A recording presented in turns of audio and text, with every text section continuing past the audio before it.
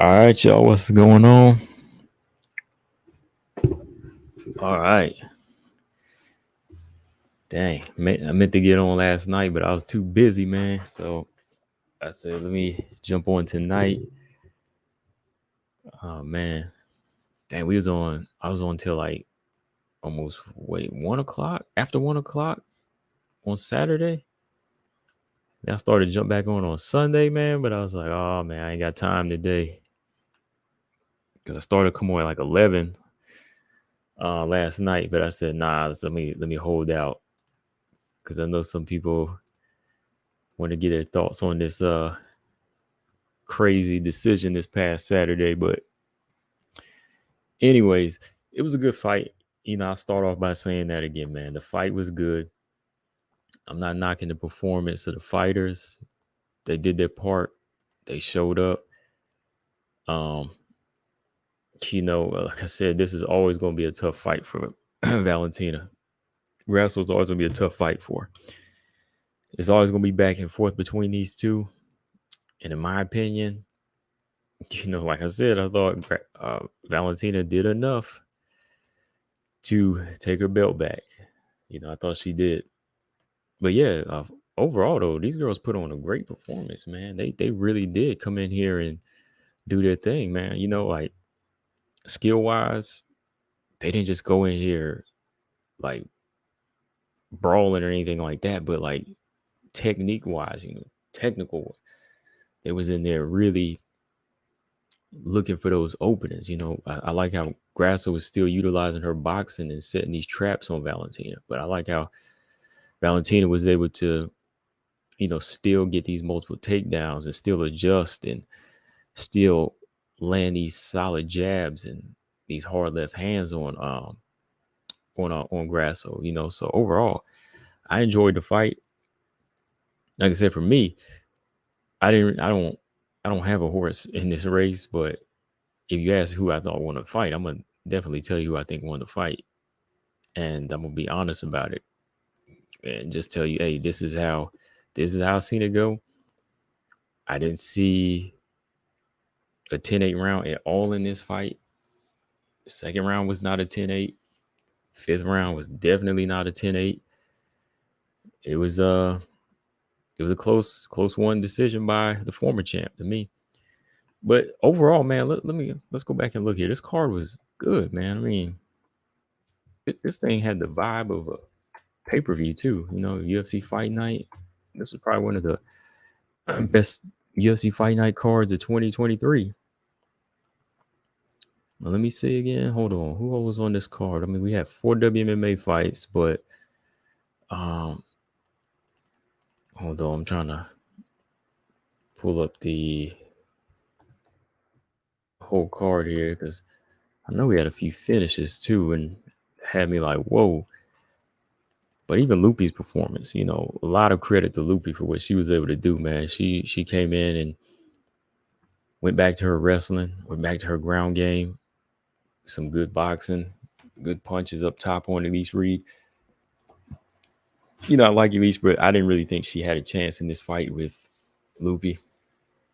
I thought Lupi was just going to be the better striker, better grappler all around, stronger, powerful. And that's how that fight played out. But I think the underrated fight on this card was this fight, but this scrap between Tracy Cortez and Jasmine, man. Tracy and Jasmine, these girls are going at it. Tracy, the hand game has improved. I got to give that girl some credit. Tracy Cortez during her layoff, she's improved on her stand-up game. She's starting to have a little bit of a she got a little bit of a standout like to her now. Before, I always see her finding different ways to win, using her ground game, top control, and so on. But she didn't really like stand out. There was something about Tracy, like she finds ways to win, but she don't really like stand out. You know what I mean? But now I think if she's able to continue with this progression in her striking, definitely, man, it's definitely going to be a standout. Like she'll be a standout flyweight. Got to add that well-roundedness to your game. All right, I see I got a few people in here. I had to pull up this chat. Let me see. 2B said, 2B said Tracy had a breakout performance. Definitely. Oh, for sure, man. All right, tag me. Easy. He said, you remember when I said they were promoting Grasso too much to have her lose on Mexican Independence Day? Mike Bell knew what was up. Oh, yeah, for sure. I already knew, man. I mean, when they made the belt, I think we were all thinking that. When I saw that belt, when they done busted out that belt and gave her, a new piece of hardware, I was like, oh, I already know what's up. Either Valentina might go in here and lose again, like get stopped convincingly, or if she wins a decision, they're going to rob her of the decision, right? Or set her up, So I know, when that belt was made, we already knew what time it was. You know what I mean? But yeah, Tracy Cortez, I liked the new addition of her hands, man. They were looking good, looking sharp, good popping left hook, good right hand. Jasmine though, man, this girl right here, like she be fighting like she's from the streets or something, man. She be trying to pull your hair. She be walking you down. She just be taking punches. She be trying to, just be this little gutsy, lady that just like to take blows. It's fun to watch, but I think that's gonna be Jasmine's downfall. That's gonna be Jasmine's downfall, man. If she continues to take shots like this, she gonna have to learn to keep her hands up, be a little bit quicker. She gonna need some speed drills. I mean, she was landing on Tracy Cortez, but that's just saying Tracy Cortez's defense isn't really that good yet. But whenever Jasmine fights some better strikers, some quicker, slicker strikers again, which we already seen in Natalia Silva, she gonna have a problem. She gonna have a problem. So I think Jasmine adds a good element to the division. I mean, I don't like the hair pulling and all that. She need to stop that. I mean, to me, that's like hair pulling. That goes in the category of eye pokes, groin hits, to a lower extent, biting somebody. I don't like those things. Biting people. Somebody got bit in a fight not too long ago. Because I know Cachoeira was trying to poke Jillian in the eyes. Somebody got bit not too long ago. I know JoJo, she got bit in a fight before, like a long time ago. Low blows, we see that all the time. Hair pulling. I mean, hair pulling ain't as bad as getting hit in your groin or getting bit, but it's dirty. It's still a dirty element. Those are four elements of, like, you should not be doing that in a fight. But I think, Jasmine, she's a fun, crazy fighter. She's a fun, scrappy fighter, but there's only so long it's going to last. Only so long it's going to last as far as taking punches. So Tracy, from here, let's take a look at the resume. Hold on. Let me take a look at the resume. Yeah, she's on an 11 win streak, man. And the only time I picked against her was with Melissa Gatto, because I like Melissa Gatto a little bit more as a fighter, like her style. But really, let me see. Hold on. 1, 2, 3, 4, 5, 6, 7, 8, 9, 10, 11. Yeah, that's 11 wins in a row now. She's got 11 wins in a row. That's good. That's good. So we see Tracy Cortez continuing her streak. She hadn't lost in over 6 years, which was her debut. And since then, I mean, she hasn't stopped that. She hasn't stopped that momentum. She continues to fight on. So I think from here, with an 11 fight win streak, it looks like somebody that is ready to be tested. So I think she can fight up now. Been out for about a year. Let me see. Tracy Cortez at number 14. I don't know if her fight this past weekend will move her up, but let me see. Tracy Cortez. Well, Casey O'Neill says she's got a fight coming up in December, so I doubt it's going to be Tracy. Amanda Ebos is going back to 115. Tracy Cortez versus Macy Barber. Tracy Cortez versus the winner of Maya Arujo. Or Tracy Cortez versus Lauren Murphy. Hey, any of those are good fights. I mean, Lauren Murphy. Lauren don't have an opponent right now. So if they want to move up a new up and coming flyweight into the top 10, there's your answer, Tracy Cortez. Let's see. Yeah, really, that's about all I can see for her right now. Like Lauren is free. Yeah, she's free. But yeah, I enjoyed the fight. I mean, her little hair pulling antic, it didn't take away from the fight. It just makes you say, "Oh man, come on, girl, what you doing?" It adds a little bit of excitement to it. But I thought, yeah, that probably would have been fight of the night if it wasn't for the main event. All right, hold on, y'all, 1 second.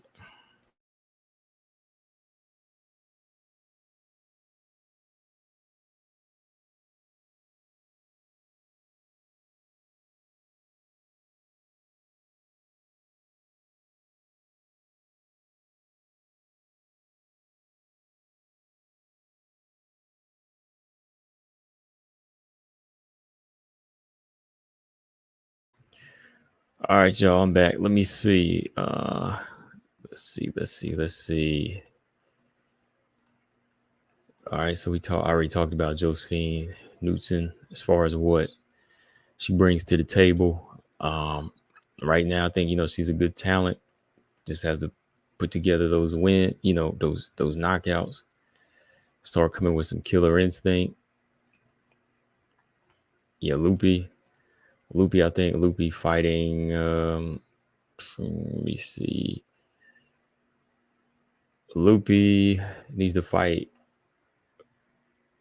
I think the Waterson Rodriguez winner, because that's like right there, 9 and 13.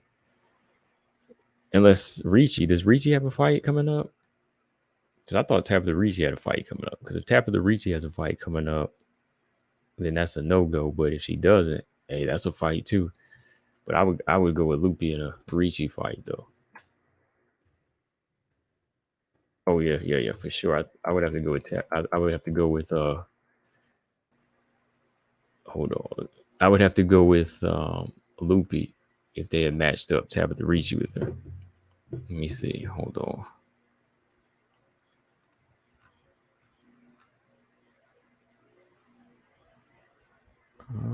Yeah, Tabitha Ricci don't have a fight yet.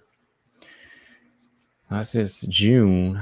That's about 3 months ago now. So she would be ready for a turnaround. Loopy likes to fight. So either that or the winner of this fight coming up this weekend.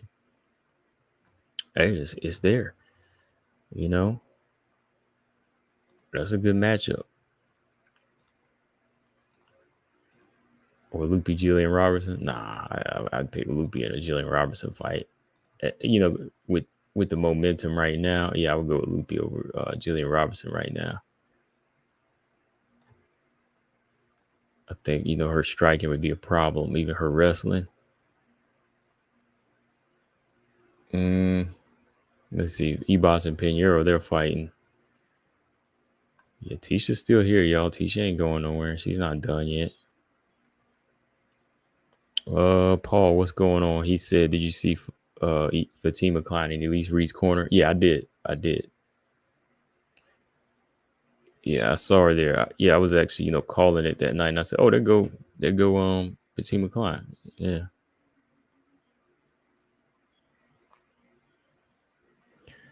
I think she needs to spend more time training with her as far as getting her ground game on point.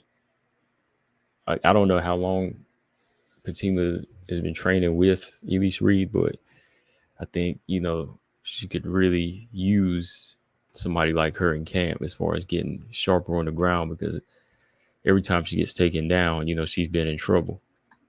She's been in some serious trouble. So I think that would be wise if she got into, a camp with her consistently. That might just be the start. That might just be the start.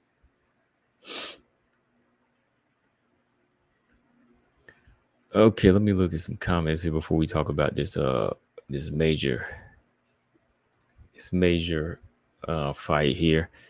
Thomas, overall, I got from the fight that Grasso's main event edge over Shevchenko is her mentality. She's calm in extreme situations. Just watch her face during Shevchenko's sub attempt. No emotions on the face.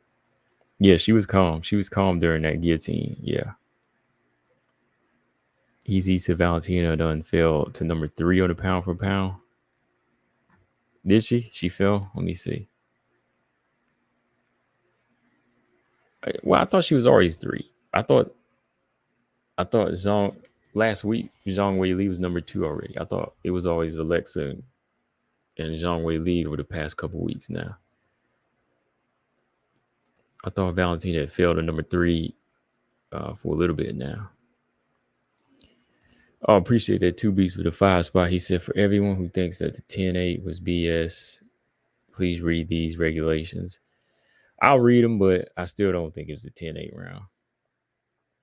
I mean, me, if I was judging and I didn't score the 10-8, I scored it a 10-9, sometimes, I feel like, I think just having an eye for the fight and the experience, it should be something you can just call straight up. Like 10-8, nah, man. Like if that was anybody else's fight, I promise you they wouldn't have made it a 10-8.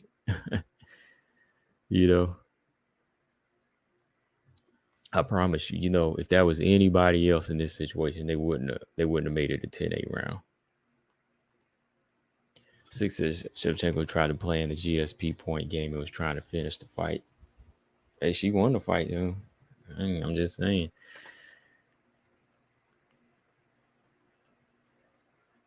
And like I said, that's not somebody that's saying I wanted Valentina to like win or I'm like a Grasso fan and I'm glad she, that's just coming from somebody that just, hey, I just saw a bad score. I saw a bad score. I did. All right. Let me see here. So I think Tracy Cortez will fight Lauren Murphy. I think Jasmine should fight. Jasmine. No, Montana's already got to fight. Jasmine versus JJ Aldridge. Is Cachoeira still around? Somebody mentioned that, I believe, in a chat or a comment. That's not a bad fight. Jasmine versus Priscilla Cachoeira, that's not a bad fight. I'll take that. Yeah, I'll take that. Jasmine and Priscilla Cachoeira. Let's see if Priscilla Cachoeira can knock her out. Because if Cachoeira can't knock out Jasmine, then Jasmine will take her down and drown her, man. She will take her. That big girl going to take her down and drown her. That's the thing, man. Like, that shows you the lack of ground game she has, because Miranda, she handled Cachoeira with ease. She's huge. She looked huge at the weigh-in, when they faced off. But it just shows you how much of a better wrestler and Jasmine is. She can use her body. Easy said, I'm biggest Val hater in here. And even I know she won that fight. I didn't know you were that much of a hater of her. I mean, I didn't even know you were, but hey, okay. But hey, he feel like she won, and that's what I'm saying. Like, hey, at least you can put your feelings aside and tell the truth. I mean, I've heard worse from Valentina haters. Like, I mean, they straight up hate. Like, I don't think I've ever heard you say any like derogatory statements towards it. So some people, they just be, going in like they know her personally. And some people just be like, hey, I hate this girl. I hate her. She makes me sick. All that hard work she does makes me sick. You know what I mean? Okay, well, yeah, that's a better way to put it. You're just not a fan. Okay, yeah, because I know a hater when I see one, and I'm like, I don't think you're a hater over it like that. So, to be said, links. Yeah, I'm gonna put a link out. Because I know some people wanted to get their thoughts. I know James did. James, boy, mm, James, boy, he be going in, especially in this situation. Oh boy, James, he gonna be going in on this one. Mm. And I'm just saying, I think Valentina won the fight, but he gonna tell you something whole totally different. Mm-mm-mm. Hold on, hold on. Mastermind said y'all forgot in the chat that Val is still the OG, the active OG. Yeah. I mean, yeah, that's why it's hard to pick against an OG. You know what I mean? Like that's why it's hard to pick against somebody that has their has the accolades and has all the foundation to stand on. That's why I still had to pick her. I still had to pick her this go around. I mean, I was on the fence now, but but I thought, hold on, there. I thought Valentina could have done a little bit more in certain situations because my key to victory for Valentina was to go in and finish. That was one of my things to say. Jab, get the fight to the ground. She did both of those things, but getting the finish was very important. And I mean, I ain't gonna knock her. I ain't like say, oh man, like she did horrible because she did try to get the finish. It's just the fact that Grasso's defensive game on the ground was on point. Her submission game, she knew how to scramble, she knew how to squirm up out of situations, whether it was the guillotine or the rear naked choke. They trained for all of that. The rear naked choke came in and she's, swatting behind her. She's hand fighting. She's doing whatever she got to do to keep Valentina from locking in the choke. So I like that. She kept it solid. She kept it solid in there. That's why I think the next step for Valentina was to go in there and try to get the knockout, because the way she was moving and striking, the knockout could have been set up. Head kick when Grasso's front foot heavy, jabbing heavy with the right hand, start tearing that lead leg up because she's putting a lot of weight on it. Then you set up that head kick. Boom. Valentina actually landed a few more leg kicks. I seemed like Grasso had trouble getting off her leg kick, because I guess she wanted to be a little bit heavier on the feet to land the power punches. But yeah, they really are starting to help not Valentina, but help Grasso believe in herself more. And I think the way her team works really help her sit down on her shots now. She's sitting down on them and she's putting a lot of power behind it. And that was something that they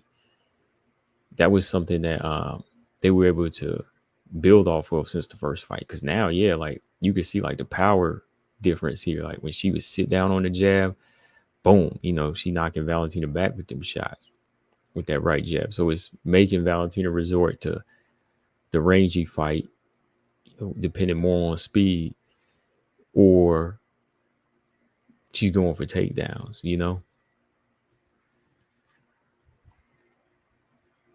Easy said, I think they will give Erin the title shot next because she's young and has a lot of time ahead of her they could use. I think that, to me, I think it should give it to Manon since she's older. Since she's the older fighter, I think go ahead and give her the shot. There's more wear and tear on somebody that's in their 30s. I think with Erin, they have time to work with her. Like same thing with Macy. You know, Macy talked that junk about being the youngest champion, but hey, she had to go through some things, and now she's back, so she'll stick around a little bit longer. But I think for me, that it would be wiser to pick Manon. I don't even. Sometimes I say I want to see the fight, but then I'm like, I don't know, man. Like, should they fight right now, or just give one of them the shot? Because they racking up fights, man. Like both of them are 6-0 right now. What are they gonna do? Make Aaron and Manon go like 10-0, fighting the whole top 10 before they get a title shot? You know. But now we got things that need to be wrapped up, like this trilogy here. So it kind of forces them to fight, because I think this trilogy might have to happen in like early 2024, like in the spring of 2024. It just might have to happen. But yeah, going back to the fight, like I said, I broke this thing down, but I want to bring it up to y'all because y'all want to discuss it. I personally could not give Grasso the first round. I don't know how you gave Grasso the first round, if anybody did. I thought Valentina clearly won that round. She did what she was supposed to do, avoided the big shots, and started with her jab early and started landing a nice left hand and got a takedown in the round, you know, just to kind of cap it off. So yeah, she won the first round. Clearly, Valentina did. And it ain't no argument who won the second. Grasso did. You know, and then the third round, again, Valentina, ain't no argument there. So to me, clearly it looks like Grasso gives Valentina a tough time, but it only looks one-sided because she tends to show it more, because we never really seen Valentina in trouble before, right? That's what it looks like to the average MMA fan. You know, they're going to say that Grasso is always in control because we never seen Valentina in this type of trouble before. So that's why when Valentina is doing something different, like fighting safety, a little bit more of a safety first fight, people think she's losing. That's what it is. Yeah, you know, that's what it is. That's what it is with some people. Like they think since Valentina is having to adjust a lot and do other things, that she's totally losing the fight, or that she's like this bad fighter now. But no, that's what we wanted to see, a well-rounded fighter showcase some skills, you know. But I think with Grasso, going back to what she was doing in certain situations, yeah, it was working. But I think, you know, Valentina resorted to some good technical, you know, she resorted to some good things, you know, technical adjustments there that we're not giving it enough credit for. River Rat, what's up? He said, I love your content. I'm a big fan of your show. I appreciate that, man. Stay tuned, you know, keep listening. I appreciate that. Oh man, but yeah, where was I? Yeah, on the third round, you know, I gave Val decisively the third round, you know, so again, I think that was a clear cut round. But it seems like the rounds that Grasso was trying to get this time, they were just as hard for her.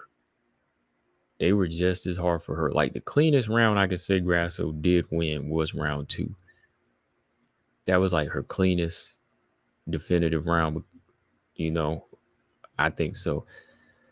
4, I can see that. But then I kind of broke it down into like, you know, different minutes of the round. And I'm like, okay, 1 minute, Shevchenko is outstriking her.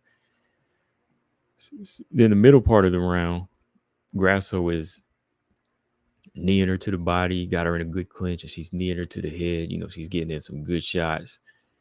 Then the last portion of the round, Valentina goes back to striking on the outside and even gets a takedown, you know. So that fourth round, it was kind of like a tough one to call.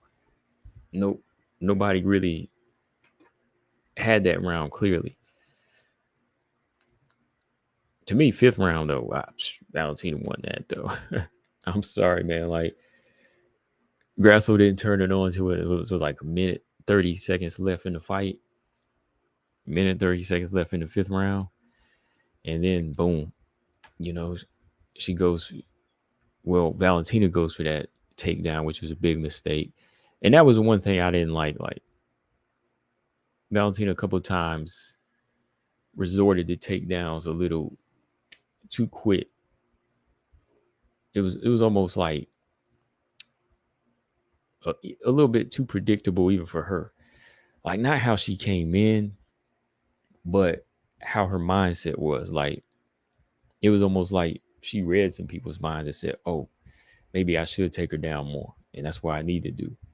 It needed to be set up more. Like her situation, there was a lot of opportunities where she could have just won it with clear striking.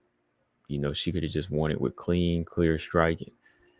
But then she would cap it off with trying to, get a takedown. But to me, the takedown should have just been there if the distance was closed and Grasso was really about to land something big. Just drop down and then boom, get her down like Carla does sometimes. And that's what I'm saying. Like, people don't give Carla Esparza enough credit. Like, Carla, she's got some sneaky takedowns at times.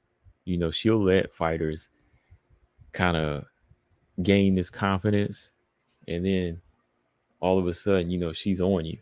I don't think people give Carla enough credit for that. Like, she'll boom, take you down like that. So, yeah, that's the downside of some of the things that Valentina did that kind of put her in too much of a situation where it was just too a little too scary, 2B said round 5, the strikes were 12-17 up until minute 30 left, and then Grasso thoroughly dominated. Val did not dominate the strike in first 3 and 30. I thought she did. I mean, without even counting, just she tended to do more damage with those strikes. I saw Grasso kind of waiting a lot. I saw her getting picked off. I saw her kind of rubbing the eye a couple of times because she was getting hit with the jab. I saw Grasso land a couple of hard, stiff ones, but the striking to me clearly looked like Valentina was in charge. That's how I saw it. And even when she hit her, that's what I'm saying. Like, even some of these jabs, people think she's landing, some of them are right hooks. She's hitting that jaw a couple of times and kind of stunned Grasso. Like, she didn't buckle her like hard or knock her down, but there was a couple right hooks where she kind of stunned her. Nobody mentions those, though. I'm just saying, nobody ever mentions those, but I saw them.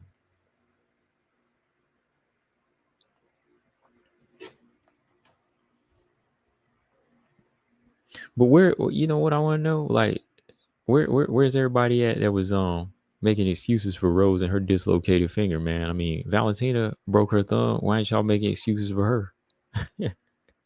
I ain't heard nobody use that excuse.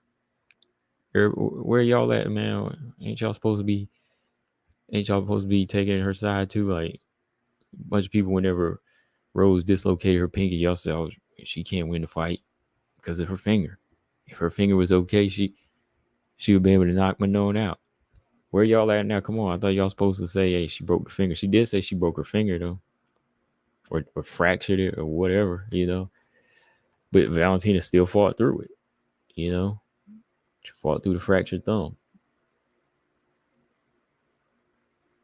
I know people that say, "Oh, pinky's different than a thumb," but hey, she said it was fractured and she felt it, and she almost wanted to quit too. I'm just waiting for people to make that. Ain't nobody gonna make that excuse for Valentina. People really don't like Valentina. Dang, I just noticed that. A lot of people don't like Valentina. Like, I like her. I'm not like the hardcore fan, but I don't see anything wrong with like what she does. Like, as far as for the sport, I think she's a pretty good fighter. Like, what else can be said? As Alvin says, Chev has a good God-gifted sense of distance and reflexes. Best jab in WMA. Probably she refuses to use it properly. Let's head and arm throw fight away. Yeah, she definitely has an eyeball. She's got an eyeball for range, man. That's what I'm saying. Like, when she started to really laser in at times on Grasso, she would pop her, step back, and Grasso would miss. And I was like, oh, okay. Then when she was throwing a jab, she was out of range. Every now and then she would get drawn into that punching match. And I was like, you can't do that with Grasso. Grasso hits hard. Grasso really exploiting the big hands now. Grasso exploiting them big hands now. So, they're going to sit on punches. And they know how Valentina fights,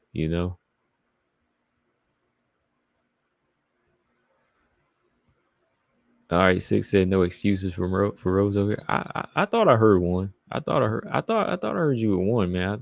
I don't know if it was you or somebody, man. Somebody tried to say if she had both hands, she would have won the fight. So I'm just saying, like, why is nobody doing that for Valentina? I know I seen him. I seen him. Because that was the first thing people said. The pinky was broke. That's why she lost the fight. I'm just saying. Sink said didn't seem to impact her ability to jab at will. No, she was still jabbing. She was jabbing. And I think maybe if she turned that jab into a right hook a little bit more, she probably could have scored more hard power shots, maybe did a little bit more damage. If she would just kind of turned it, started hooking off the jab, that probably would have been wise. Oh, here he goes. Zama said, oh, that's different. See, you know what? You can't close that fist. You use the other fist and you use kicks like Valentina was doing. That's my point. See? Yeah, you can still jab with the hand and the fractured thumb, but you go to that left hand and you go to kicks, which she didn't do. See, at least Valentina still using that hand, using her left hand and using kicks and taking the fight to the ground. That's just my point. Like, you got a lot of other tools to go to. If something, like a finger breaks, that's what you train for. That's what you in it for. That's just how I see it. So, Easy Saval is a real warrior for that too. Got to give her credit. How many others would have quit or made excuses? Exactly. Like, she just let people know after the fight that, hey, this is how I felt. Like, I wanted to. And that's what I'm saying. Like, when she brings it up, it's not an excuse. It's kind of like an inspiring thing. You hear somebody say, I wanted to quit because it was in pain, but I didn't. Your corner has your back. A corner still has my back, But again, overall, outside of the decision, I loved every minute of this fight, and I'll watch it again, and I'll watch it again, and I'll just watch it again just for fun, because it was a good fight. This one goes down in history up there. It's up there. Me personally, I think it goes up there with a lot of, the WMMA fights in the past. Like, it's up there. Weili Joanna, Holly knocking Ronda Rousey out. Yeah. This was a classic. FC, what's up? He said, regardless. Oh, BJ said it was Antonina's fault. I knew I saw BJ. I was like, he said Antonina's fault. FC, regardless of the decision and controversy, this was outstanding display of talent and heart by both. Exactly. Yeah, like, put the judges aside. The fight was good. The fight was on point. It's a classic. It's classic because, like I said, Grasso is like this thorn in Valentina's backside. She's like a thorn in her backside. And she's just like, she just crafted this style, man. Like, they did what I said fighters need to do. Like, over here on my channel, like, somebody asked me, like, well, how do you beat Valentina? I said, well, fighters, they got to study it, man. They got to study her. Before you say, I'm not ready, like, give yourself a chance to, see what you can do. Like, see what you can build off of that could upset her, and I think Grasso, they took the perfect approach. They've been studying her. Like, they've been stalking and watching her fights. And they said, we can exploit that with our boxing. Like, there's certain things we can expose in Valentina with our boxing. And they did that.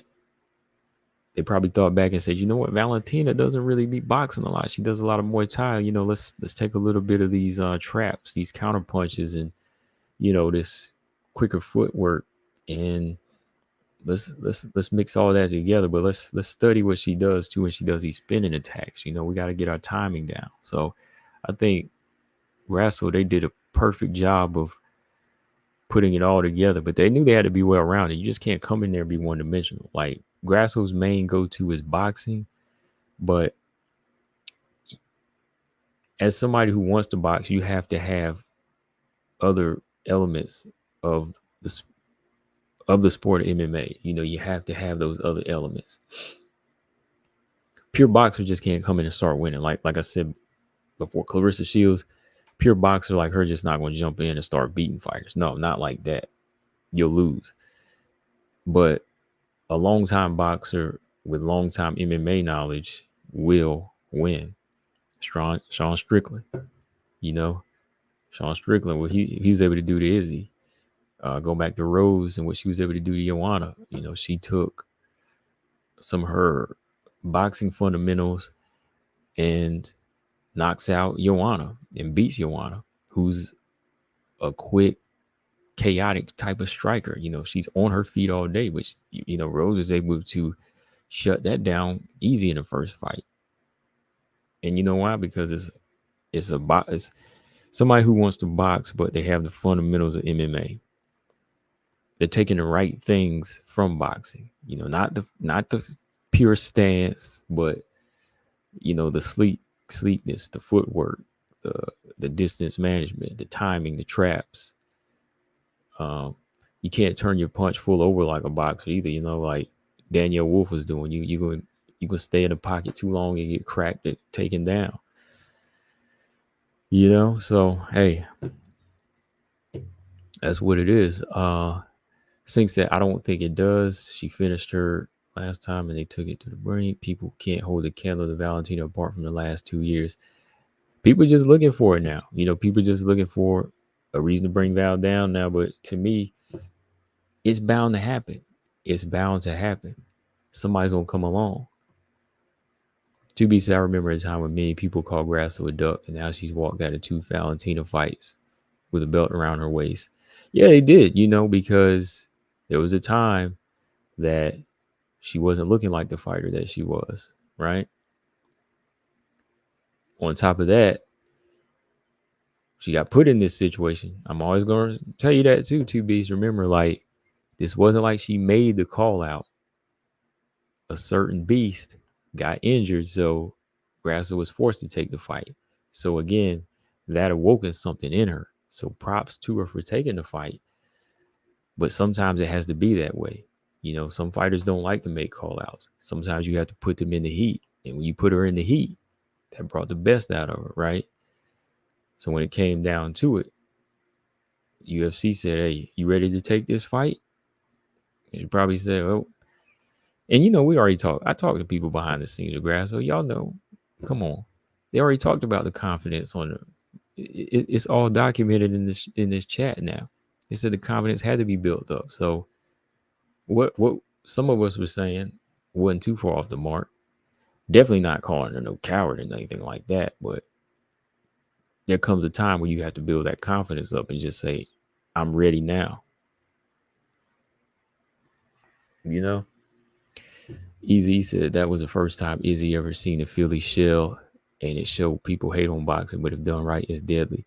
Yeah, I might do a video talking about that sometimes, Easy E, because you got to take the right elements from boxing. You know, you got to take the right elements from boxing. Like I said, Easy, you can't do stationary stances, you know, turn them power punches over too slow. You got to take the right things, you know. Like, what would you say, Easy? I mean, you spar. Like, what would you say for a boxer coming in MMA? What are some of the things you would say? I've said my part before, but what do you think? I've said it on many videos, but what would you say, Easy E? Like, what are some key elements you would take from a boxer and put them in the MMA? James says you should stop talking MMA if you think Grasso won the first round. You validate that 10-8. Uh-oh. James Perez in the building.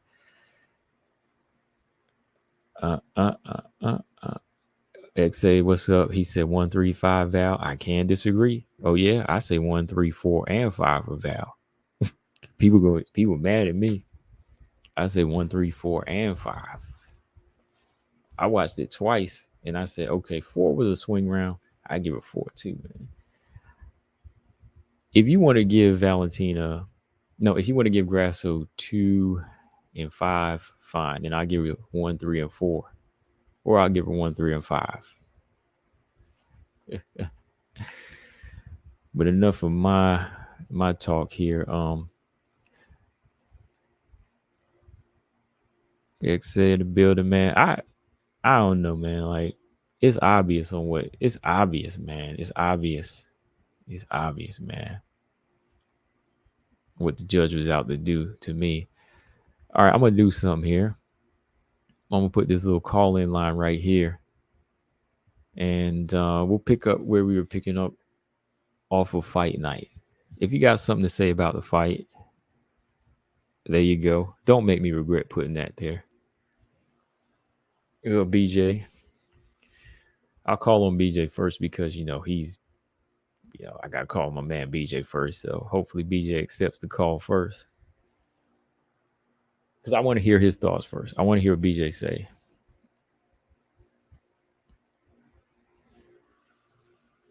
I already listened to BJ's post-fight thoughts on the fight too, and he was like, Grasso had more wild moments.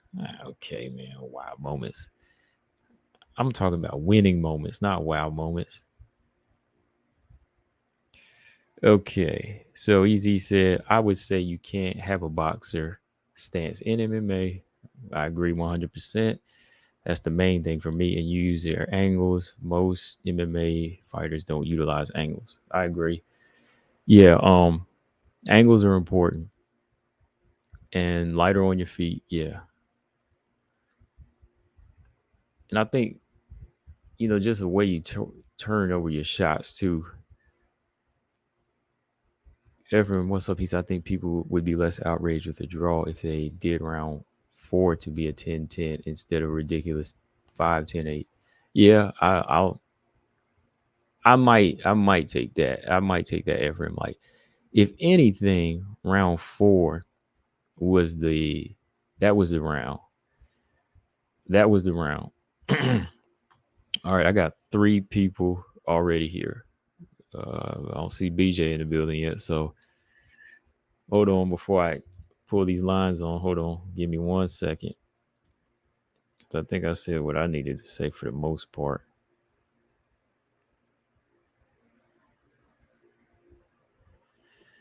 Okay. All right, how am I going to open this? Let me start. Give me 1 second, y'all. XA said Val was schooling Grasso for 4 minutes in the 5th before she went down on the head arm, though. See, yeah, you say 4 minutes. Yeah, I say about 3:30, but regardless, yeah, she was winning the majority of the round. All right, so I'll go down the line. I'm trying to think how I can add everybody without everybody just jumping right in. I'll tell you what, I'll start with this man. I'm going to start with this man who we haven't seen in a long time. 2 Beats, what's going on, bro? 2 Beats, you there? All right. Your mic is on. It's not muted.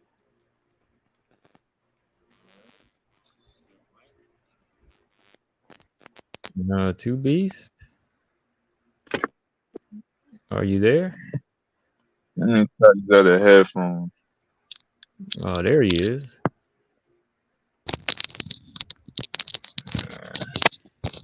I'll come back to you. Let me swip these headphones. Can you hear me? Yeah, I can hear you now. Okay, yeah, those other ones ain't. I guess the mic is messed up. Okay, hold on. FC said round 4 was a swing round to me. Okay, yeah, swing round. I agree with that because we said that on fight night.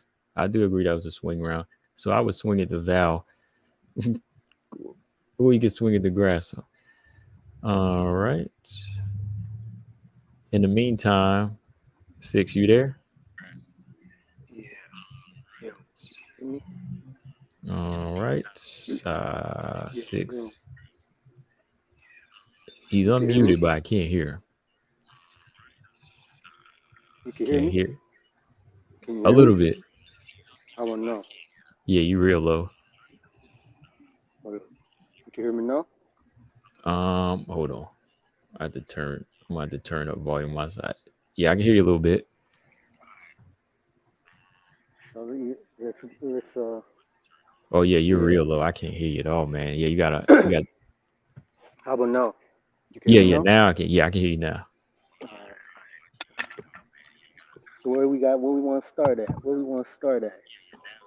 Where would you like to start? Hold on, let me add in somebody else here. Okay, got a couple other people. B. Will James. Uh, let me start with you, Six, for a minute. Tell me what you Yeah. saw, man, as far as the fight. Like, let's start with the first round situation, man. Like, Okay, this is what I'm not even gonna debate the first 4 rounds okay, because co- uh, consensus show before the fifth round it was equally, people thinking that it was going 2-2, where that was from the announcers. Like you can still, it's a debatable when it came up to the first 4 rounds, right? Like everyone had their own take. And there's an argument. That's the reason why it was a tie. It was a draw. You know what I'm saying? But as for a 10-8 score, I feel that people are too used to the old criteria, which is the reason why the criteria for that 10-8 could be a point where the judge doesn't even have to validate it. He just has to do it under his own discretion. This is coming from the reading from itself, from the consensus. I put a link for you guys to see them reading that out.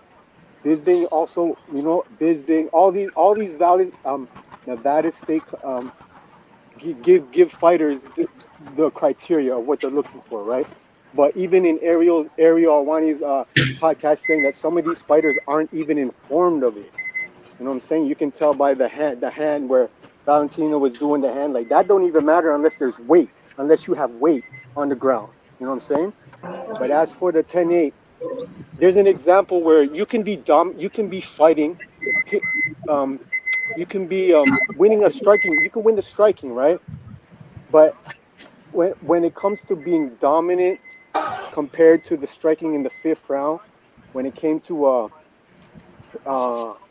when she was when Valentina was being dominated on the ground for the last 130 minutes, that could warrant, based on the criteria of being a 10-8 round, because it warranted almost a finish.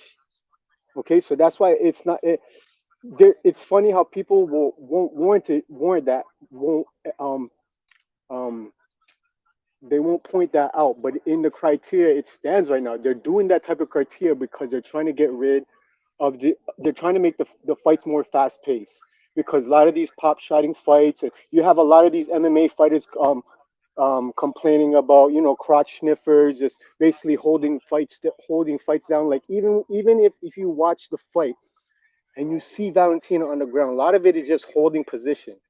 And if you hear her going into the fifth round, Antonina just said, "Don't get tired in this round. Just grab her and hold her." See, that's where you got to get rid of these antics. Like that's not fighting no more. That's in the GS. That's dinosaur era. You have the only difference between this fight and the last fight that Valentina did was that she wasn't going for the finish. She was fighting safe. You understand what I'm saying? Like usually you'll see her style of fighting where she comes out with all these crazy things. She's fighting for the finish, but because of these adjustments that she wanted to make, she knew that, like, she's not fighting. She's doing a point game. She's running the point game, and I felt that that was just an example of showing, look, you're not going to win the fight by a point game. So regardless of having to um, give a 10-8 round, to not give you that's something that was based on the judge. You can't hold them against that because they had the right to entitle that. You can check. I put a link in one of the split on one of your posts showing that, reading it straight from the criteria. They gave an example of when um, Oliveira was fighting Chandler, and he was dominating the first half of the round, but because Chandler ended up bringing him to the ground, grounding, pounding him, and it ended up he almost finished him. They awarded him the 10-8 round. So what's the difference with this round? What's the difference with this? Oh, well, now that I know that, I disagree with that for sure, man, because to me, 10 No, but 8 this is rounds. read from the criteria that they're reading from the criteria. They give you a valid reason and examples of why. So Well, that is the same circumstances that happened in this fight but in that actually, round 4. but And actually, if even the you, exchanges of strikes wasn't even a dominant. yeah, It was just an exchange of strikes in the 5th round. She won the better, but it wasn't a dominant. If you compare who was dominant in that 4th but round, the dominance of that 4th round was oh, Grasso. Any yeah, no, dominance shown in that type of round was Grasso. So it warranted a reason of grounds to give that a 10-8 round. Whether you well, want to man, you were debate it talking or about not. Oliveira fight. I got to watch the video because that's kind of Yeah. different to me. Because this situation, like Grasso gets the takedown and almost gets a choke, Finish. but Almost she got. doesn't That's what I'm really saying. like No, compromise but Valentina to the point where she's no, like but the strikes don't done. matter. It's the impact. They rate the this is the 3-way they rate the system. Okay, you have to have two of the ratings to actually validate. Run that shit down. Run that shit You, down. you know what I'm saying? You have to have impact, duration, and domination and dominate. Okay, you only need 2 of those to even warrant in a round. I Okay, didn't see so dominance though. the dominant was didn't you see her turtling up? Did she fight out of that hole Turtling up is on top of it? defense She though. You, didn't. That you was a got to. dominant one. That was a dominant 1 minute and 30 seconds. It was a dominant 1 minute and 30 seconds of the round No, on when you Grasso's turtle, part. she wasn't turtling like because she was She wasn't hurt from turtling. a She damage. wasn't Yo, blocking them. She bro, wasn't blocking them at the beginning. She for wasn't God, blocking them at the beginning. So for God's, I'm not gonna argue the first 4 rounds. I'm just for gonna God's argue it sake, warranted man, the 10-8. But these are all bro, facts, though. These are the criteria that are given. So bro, you for can't God's attack. You sake, can't man, attack the judges. spare the You can't attack the embarrassment. Come judges. on, bro. Come on, You bro. I'm can't. trying to But be this is nice. facts. It's not. Read It's the not. facts, bro. It's. Read the It's. Sorry, facts, bro. This is the James, criteria that they're doing. These are the Bro, criteria that they're what you doing got to to say, move the okay, James? okay, paces okay, of okay. fighters. Go ahead, bro. Go People, ahead. Go ahead. Let me rebuttal a bit, bro. First of Okay, all, bro. When can I talk? When can I talk? let Yeah, James go exactly. because When can James I talk, bro? came in first, BJ. So I'm gonna let him go first. Bro, Okay, go ahead. Go ahead. bro, is there a single person on this earth that agrees with the 10-8? See, the fact that you ran in circles and you I had don't to go to expect the sheep. crate. I expect sheep to follow sheep. That's what I expect. So Okay. the whole That's world why. is That's cheap. why So the whole if world you is hear cheap, Smith, right? no, Bro, but bro, if you bro. hear Smith when he hung out with the judges, he totally sees the fight differently because he broke down the criteria for him. If you see Who? what's that guy Smith the bald fight, I forget Yo, bro. I ask a simple it's a question. different perspective. It's a I ask a different simple perspective of question. fighters. Yo, six. I ask a Yeah, simple question, bro. yeah. Is there a single person on this earth, this whole earth, that validates the 10-8? Of Have you course there heard a is. single? Of course there are. Mike There Bell. have been Who? arguments. There have been Who? arguments that there was a Mike 10-8. They're Bell. not Then the arguing. It better half happened, but it let him happened. It take was They're given. not commission. It was arguing. They're given. saying it's the worst fucking scorecard. Yeah, it's the They're word. saying Okay, that, look, that's an opinion. Those are no, opinions. but everyone has They're this all opinion. opinions. So Exactly, they're Can I everybody's opinions. can But I the good. chime judge, in? Everybody's a sheep. the judge is the Everybody's one a that has sheep. the final decision, though. Okay, Yeah. so So it's opinion. He won my that man. opinion. He Yo, won that bro. opinion, though. Let's say. Forget about this It fight, can't be wrong if a judge already gave that opinion out, gave that score out. bro. It But can't be wrong. bro. You Everything can't is say that James, there's you opinion. not asked the just more wrong than one. question, The bro. judge. Yo, The answer to your question is yes. What? The answer to your question is yes. There are people who validate the 10, who Who? agree with the 10-8. Yeah, Two Who? B's, I don't know the two people. 6. Yeah, two Yeah, That's I B's. two do. people. So Let Okay, your bro. answer, the So answer to chime your in for a question second. is Okay, yes. Hold so on, There's two hold on. are persons. Okay, let a me single rebuttal, person on man. this earth that validates the 10-8. My man, so 2% out of this whole earth. I'm not even talking about guys like us. I'm saying, do you know any person, either a fighter, either I can only give my anyone that opinions. I can only give my perspective. I don't know other people's arguments. I don't know everybody else. right? But No, but the point is, if you're asking that one other person besides the judge that sees the 10-8, the yeah, point it's me. is, Me, I see it. okay, so that's why you're delusional, bro. That's why I love you, man. I like your style. At the end I of the day, love I'm people like admitting the you. fact that I do believe that there's a warranted So let me tell you, argument it's not for a that 10-8. 10-8 round. Let me tell you, I it's already not said a I would 10-8. have gave it a 10-9. I give it a 10-9. But I'm saying I Which one could is it, bro? warrant Which the one is fact it? of a 10-8. You just changed your mind. Which one is it? I'm not. No, I'm not. I'm just saying I could warrant why it could be given. but I would still give it a 10-9. I would. Okay, All right. I can warrant the alone, fact. I'm not agreeing. I'm not disagreeing. I'm just saying that I'm no, not you're disagreeing with the disagreeing. judge. I'm not disagreeing with the judge. I wouldn't argue with that. But Can I say something? Can I say something? Can I say something right quick? Go ahead, BJ. Can I say something right quick? Go ahead. Okay. So let me jump in here because it seems like there's some confusion going on. You know what I'm saying? So let your boy lay it out. That's why I'm here. So if you ask me, right, and you tell me to look at the fight, you know what I'm saying? The fighter who put the other fighter in the most danger throughout the fight. That's not how you score a fight. That's not how you score a fight. Never mind. That's not how you score a fight. Just look at the fifth round. You score it round by round, BJ. The fight, not to which one had better moments. You score it round by round. Okay, so we're just gonna talk. We're just gonna forget about it. Impact to give y'all some insight. Okay, so we go. No, it's my turn. It's my turn. If you look at the fifth round, you know what I'm saying? I don't agree with the 10-8. I can't say that I agree with the 10-8, but you know what I'm saying, because that fight was back and forth. I mean, that round was back and forth. Nope. So that's my thoughts. That's my thoughts on the 10-8 round. What I definitely don't agree with is the giving Valentina all those other rounds. I don't agree with that. I don't agree with Valentina. Some people saying 4-1, 5-0. Come on, man. Like, let's be real here. Alexa Grasso put Valentina in those rounds that y'all are saying she won. You know what I'm saying? I've only watched the fight back once, so I don't know specifically what happened in each round. I'm not that familiar with the fight yet. You know what I'm saying? But you know, the knees, you know what I'm saying, the ground, you know, the ground and pound from Alexa Grasso, the ground and pound up against the cage from Alexa Grasso, those things mattered. You know what I'm saying? And let's not forget the clean knockdown. Valentina didn't put, and I'm talking about the whole. We gave her the round. We gave her the round. What's the point? We gave her the second round. She won it. Okay. Valentina was in more danger and was closer to being put out of the fight than Alexa Grasso was throughout the fight. Bro? What about the submission in the third? Wasn't it close to getting her tapped out? Yeah. That was the only time Alexa Grasso was in danger. So the second round was the only time she was in danger. Bullet was in danger.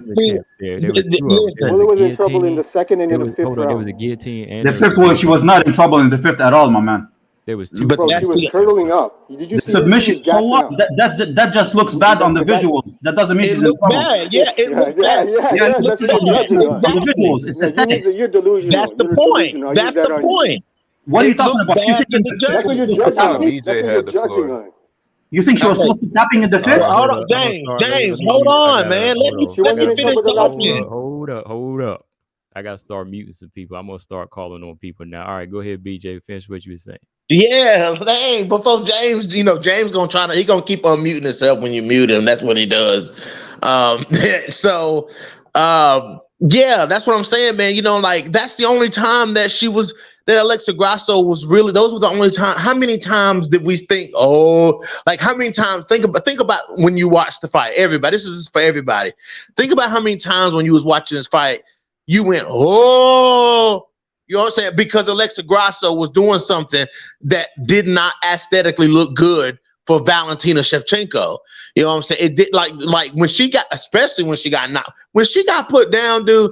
Like, not only did Alexa Grasso put her down, but she knocked her back. Like, Valentina was a clean 5 feet away from Alexa Grasso when she hit the ground. You know what I'm saying? I mean, like, come on, let's be real. When Alexa Grasso had Valentina against the cage, that doesn't look good. You can make the same argument that this is a repeat of Max Holloway versus Alexander Volkanovski. The fights were close. Some people are going to argue that it should have been Max, you know, one of those fights. You know what I'm saying? And which I agree too. And this fight was close, but Max didn't decisively take the belt back from Alexander Volkanovski. He didn't decisively do it. And Valentina didn't decisively beat. It's the same argument with Tyler Santos. You know, as people say, you know, oh, Tyler Santos won the fight. Tyler Santos didn't do enough to take the belt off of Valentina Shevchenko. She was the most competition that we've seen Valentina face at 125, but she didn't decisively pull the trigger versus Alexa Grasso was in there trying to pull the trigger. She was pulling the trigger. You know what I'm saying? She had Valentina in back in this fight. She did a lot of waiting though. She did a lot of, but then again, you got to realize that Alexa Grasso it's no matter what, it's still Valentina Shevchenko. You still can't be reckless and careless in there with Valentina Shevchenko. So you know what I'm saying, Alexa Grasso being calculated and being patient, you know what I'm saying, is somewhat, you know, justified with the weight that y'all, you know, a lot of people put on Valentina Shevchenko. You can't just run up in there on Valentina. You have to be calculated and careful. Valentina also did a lot of waiting in the fight. It wasn't just Alexa Grasso. Valentina she wasn't utilizing a lot of the positions that she was in. You know, if everybody want to talk about her quote unquote taking Alexa Grasso down, she didn't do anything with it. You know what I'm saying? Like, she didn't do anything with it. She took her down. Third round. Okay, 1 round out of 5. How many rounds in the fight did Valentina take Alexa Grasso to the ground? How many times did she do it? Damn near every round. Damn near every single round she took Alexa Grasso down. And Combo, you just said it yourself. In round 3, she did something. Yeah, in round 3. What about 1, 2, 4, and 5? You know what I'm saying? What did she do with it? Like, with that whole submission attempt, people could make it be a 10-8 round. Okay, well, Valentina tried a guillotine and a rear naked choke. She had Grasso in some compromised positions in the third. So we're giving Valentina whole rounds for putting Alexa Grasso in compromising positions, but we're not giving Alexa Grasso rounds for putting Valentina in compromising positions. Ground control time, though. Ground control time. We talking about the majority of the round. Ground control time versus ground and pound time. She in ground and pound. What round did she land some serious ground and pound? Alexa Grasso was on Valentina. She was on Valentina's back, landing shots from the back, and she also had Valentina turtled up against the cage, landing shots. And plus that ugly takedown that Valentina got, and Alexa Grasso reversed it and was coming up with the knees when she was, you know, holding Valentina's head down in the clinch. Those are, to me, that's all considered ground and pound. You know what I'm saying? So I mean, talking round 4 there. Yeah, so who was more effective when they were in dominant positions? It was Alexa Grasso. Only in a few moments, though. That's why I'm still saying, like, she's having these dominant moments like every once in a while, but overall control, though, even on the feet, you got to say that was Valentina, though, because I mean, look at the damage to the face. But Grasso outstruck in the punches, total punches and total strikes. Grasso outstruck Valentina. Go check the score. I can look at the score, but you know, but I'm just saying really want to go by the scores. Only when it comes to the fighter, they want to win. No, but I'm just saying, if you want to take it to the strikes, Grasso outstruck both significant punches and also total strikes. Okay, so, and she had the most significant moments, and she was the person who had the fighter in the most trouble when it came to having her in the second and the 5th round. But so who won each round? Though? You can land more punches. The thing is, you can land more punches, but Grasso landed more punches in the clinch. In each round, it really don't make a difference, though. That's the thing. Grasso did her work elsewhere, though. Let me pause y'all. Hold on now. Let me pause y'all because we got a man here had fixed his headphones. He need to say something. 2 Beats, what's going on, man? Let me let you talk. I'll be right back, man. All right, man. Thanks. Appreciate that combo. Before I get into my piece about, you know, what I think about the 10-8 and all that, first off, I did a video and I was talking about how, like, this is best case scenario. Can y'all hear me by any chance? I hope y'all can. I can hear you. Yeah, we can hear you. Okay, cool.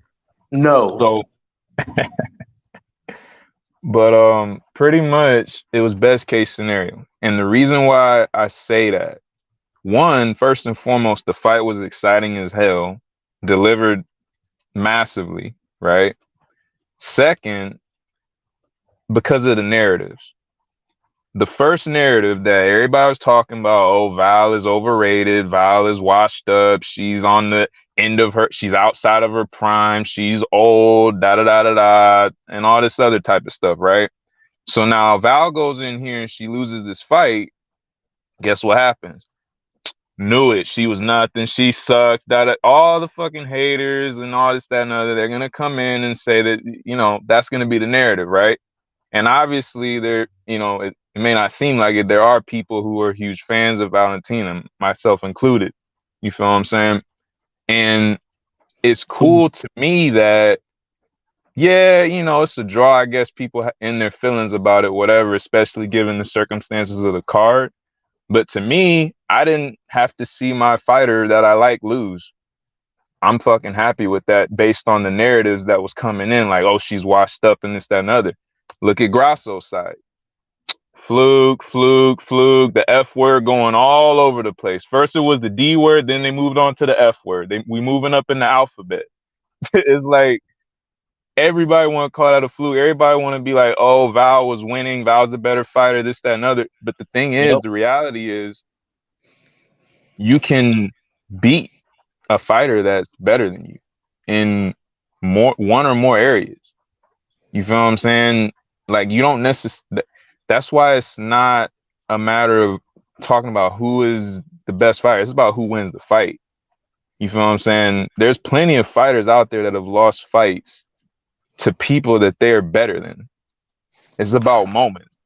And everybody knows that, you know, judging is what it is. And when you don't do what you're supposed to do and get that person out of there, you're subject to the cards, right? So getting back to the fluke thing, Grasso goes in here. She gets either dominated or stopped. Let's say it stopped at round 3. Guess what the narrative is? Knew it was a fluke. One time, one trick pony, Grasso, you know, she got lucky, da-da-da-da. Now, all the people that like Grasso and support her have to listen to all that hate and all that bullshit. Now, with the draw, I know people are in their feelings about the draw. But think about it. Both people's, I would hope, favorite, some of their top 5 favorite fighters, female fighters in all the world, went out there, had a great performance, and neither one of them have to take an L.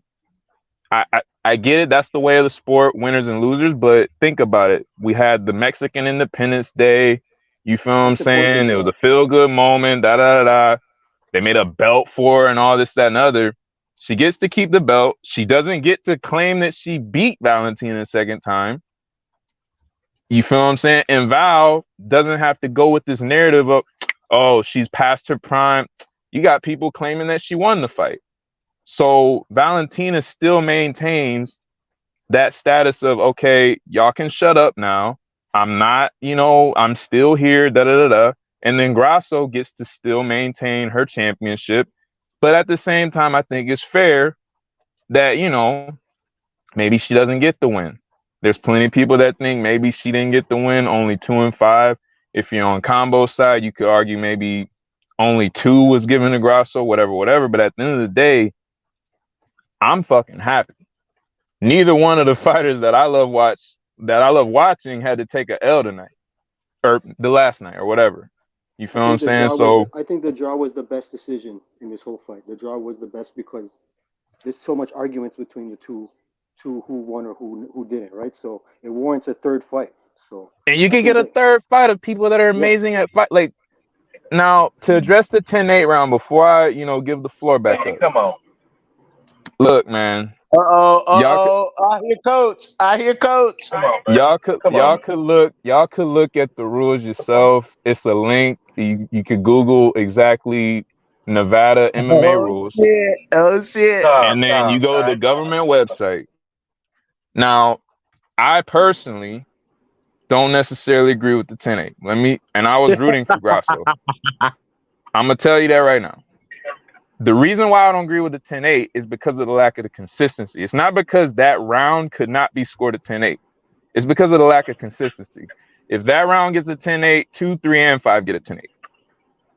That's the reality. I because told you. If you look at round 3 would have been a 10-8 too. Then if that's how. If you look at the scoring criteria and you look at the actual regulations posted on the Nevada Athletic Commission site, it has 3 elements that I think it was 6 that I was talking about. That's real shit. He's not making that shit up. I looked at it myself.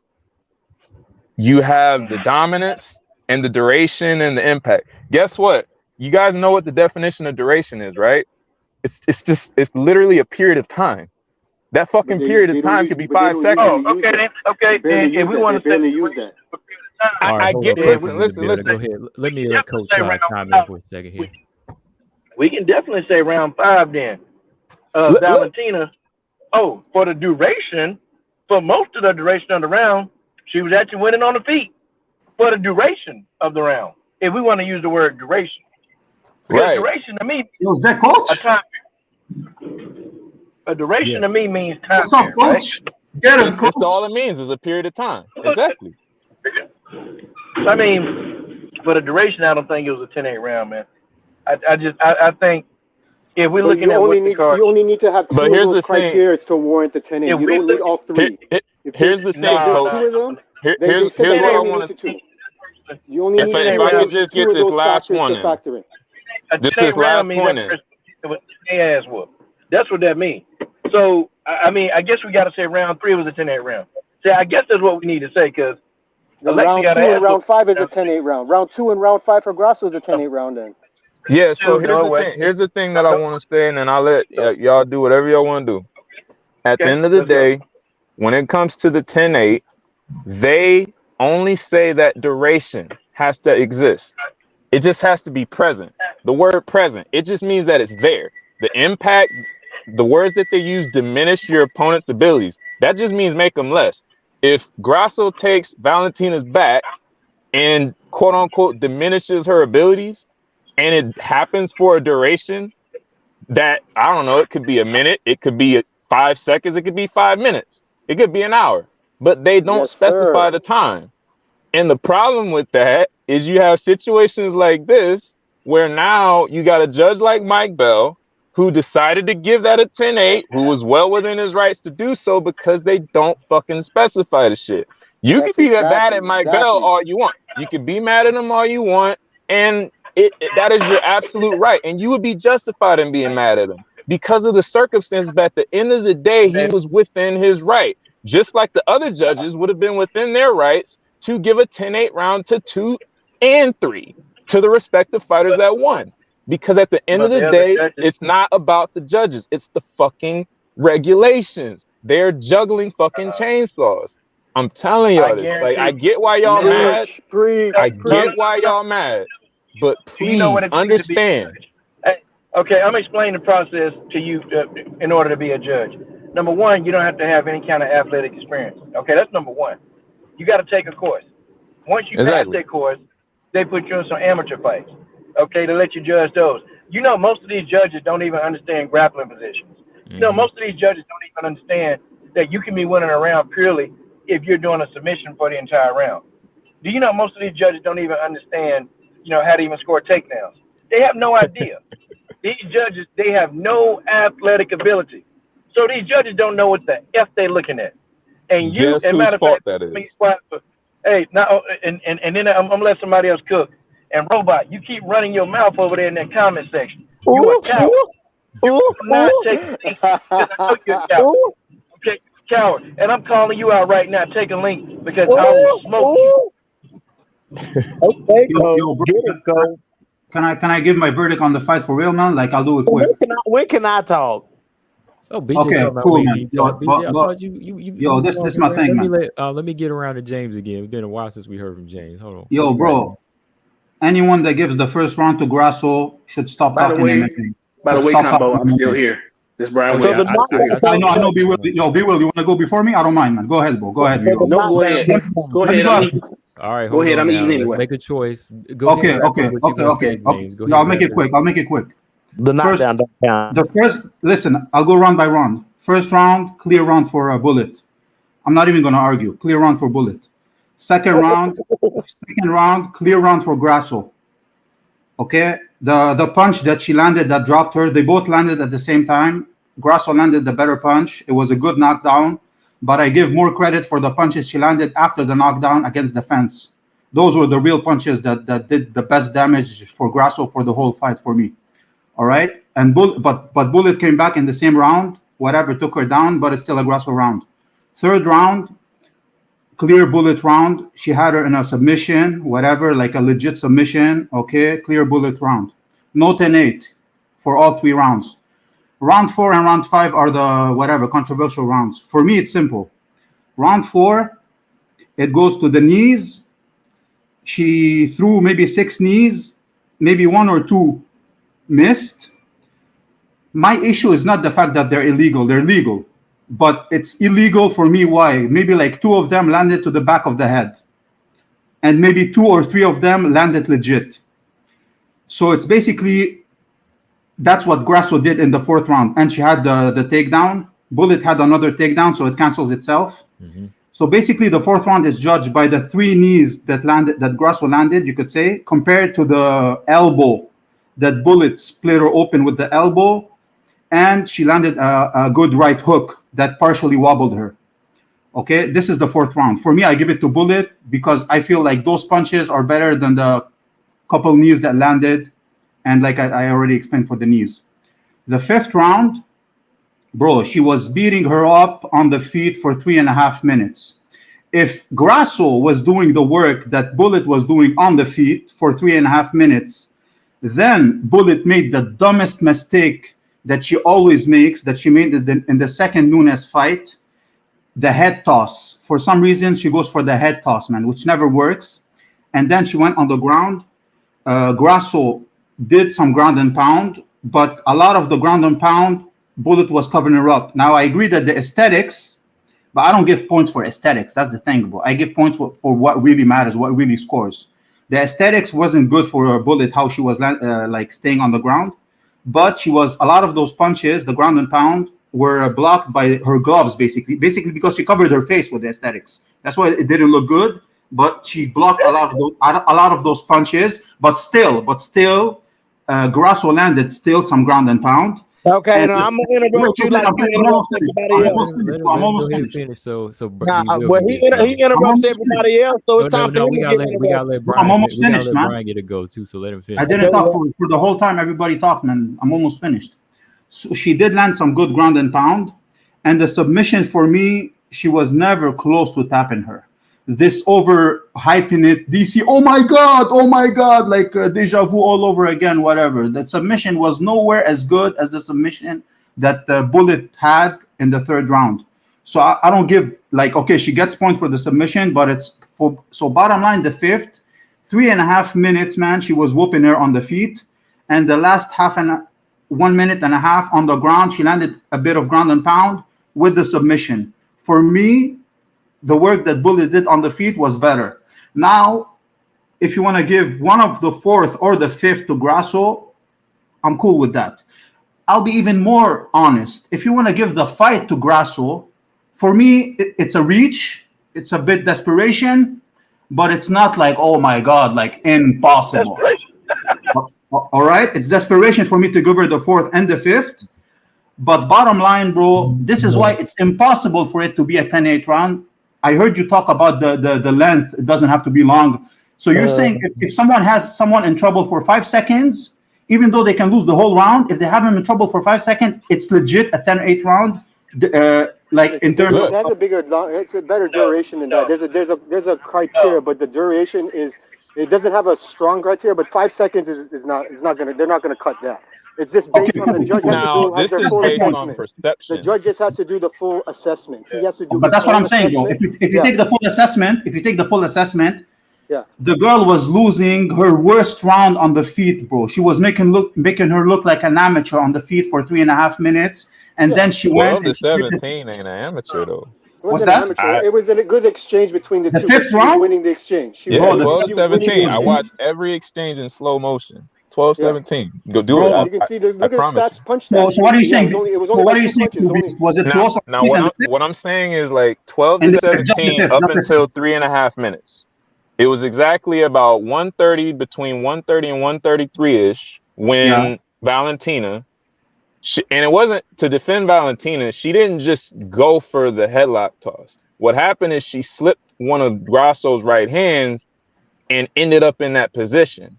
You feel what I'm saying? Like, and from there, she kind of just tried to work with what was there. It's not like she initiated she kind of fell into it. But bro, the first 3.5 minutes on the feet, that's my question. Before she took her down and whatever.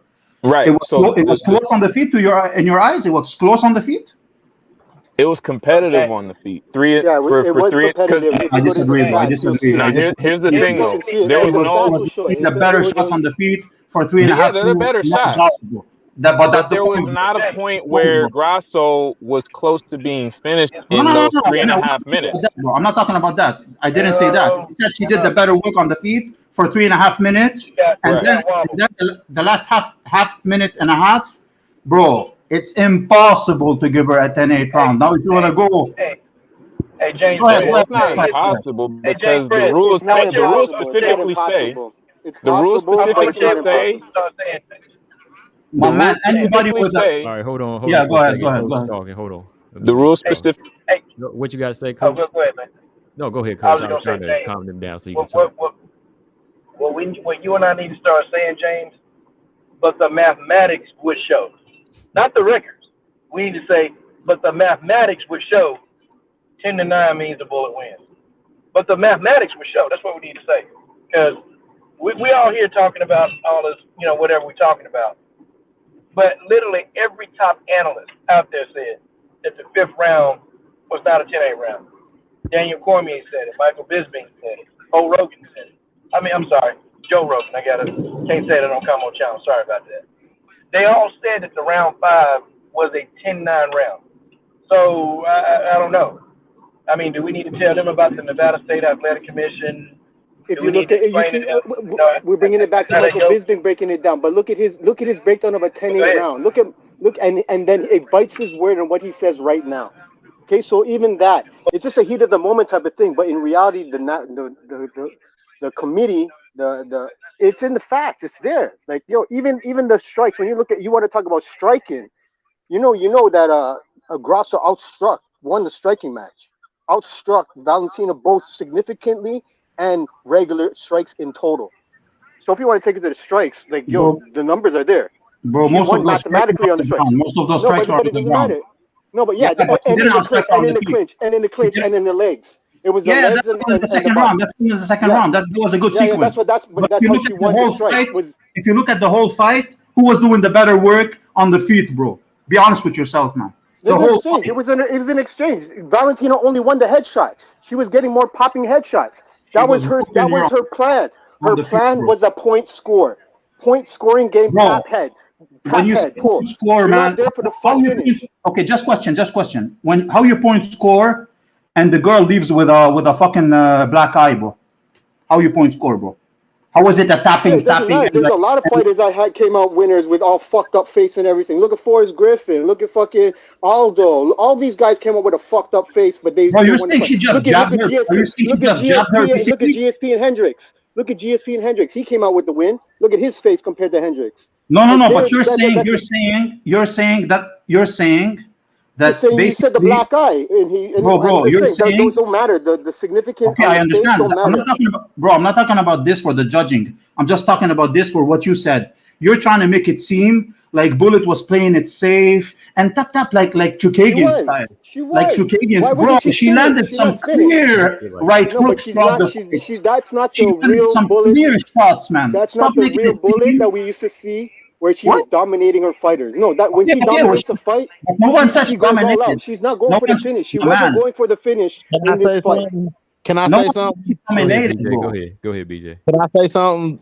Jesus, can your boys say one thing? Don't forget about Brian Williams, y'all. Yeah, I still gotta let Brian talk too, man. I'm only gonna say one thing, and then I'm going back to the comment section. You know what I'm saying? Like, it is what it is. But everybody talking about, I can't remember who all was in this chat, but whoever brought up the strikes.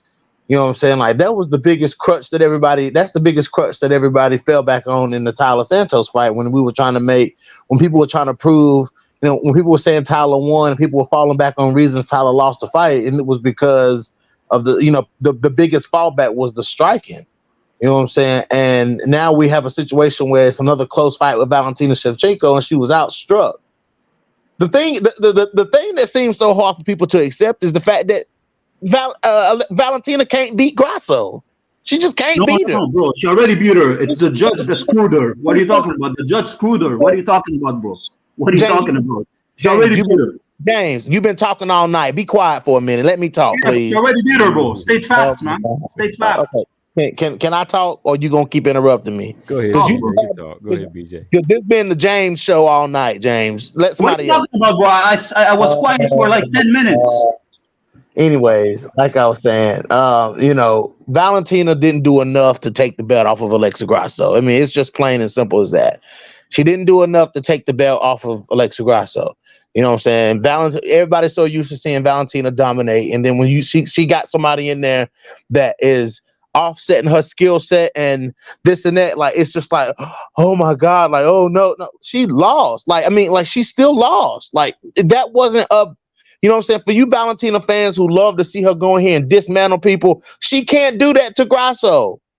Grasso is too good for that. It really boils, like, because everybody's trying to pick little instances and whatnot in between and whatnot. You know, just the same argument that everybody made about Max Holloway. He'll never beat Alexander Volkanovski. As close as those fights were, Volk still edged him out. You know, it's the same thing. I can't say Grasso too good. But I do BJ, think who said that she dominated? I do think that she do provide a challenge for Valentina. I won't say she's too good for Valentina, but I do believe that the girl, she got some hands. Okay, and Grasso. But coach, wouldn't you say a whole lot of strength? Oh, go ahead. Go ahead, bro. But coach, wouldn't you say the same thing about Nunes Valentina? Like as close as those fights were, Nunes just is like Valentina just can't beat her. Well, I disagree. Okay, I agree in the first fight, Nunes dominated that fight to me. Yeah. The second fight, I felt like Valentina did win, but you know what I always say, but the records say that Amanda won. And the records say here it was a draw. Okay, so Alexa technically didn't beat Valentina. It was a draw. Now, she beat her the first time, but the records show the second time is a draw. The records show the first time Alexa Grasso won. I'll be honest, though, in the first fight, I honestly felt like Valentina was actually winning that fight. And I think had the fight gone the distance, I think Valentina probably, and I'm saying probably, because we don't know, probably would have won. The second fight, I thought Valentina was up, and I thought she was winning. Okay, that's what I thought.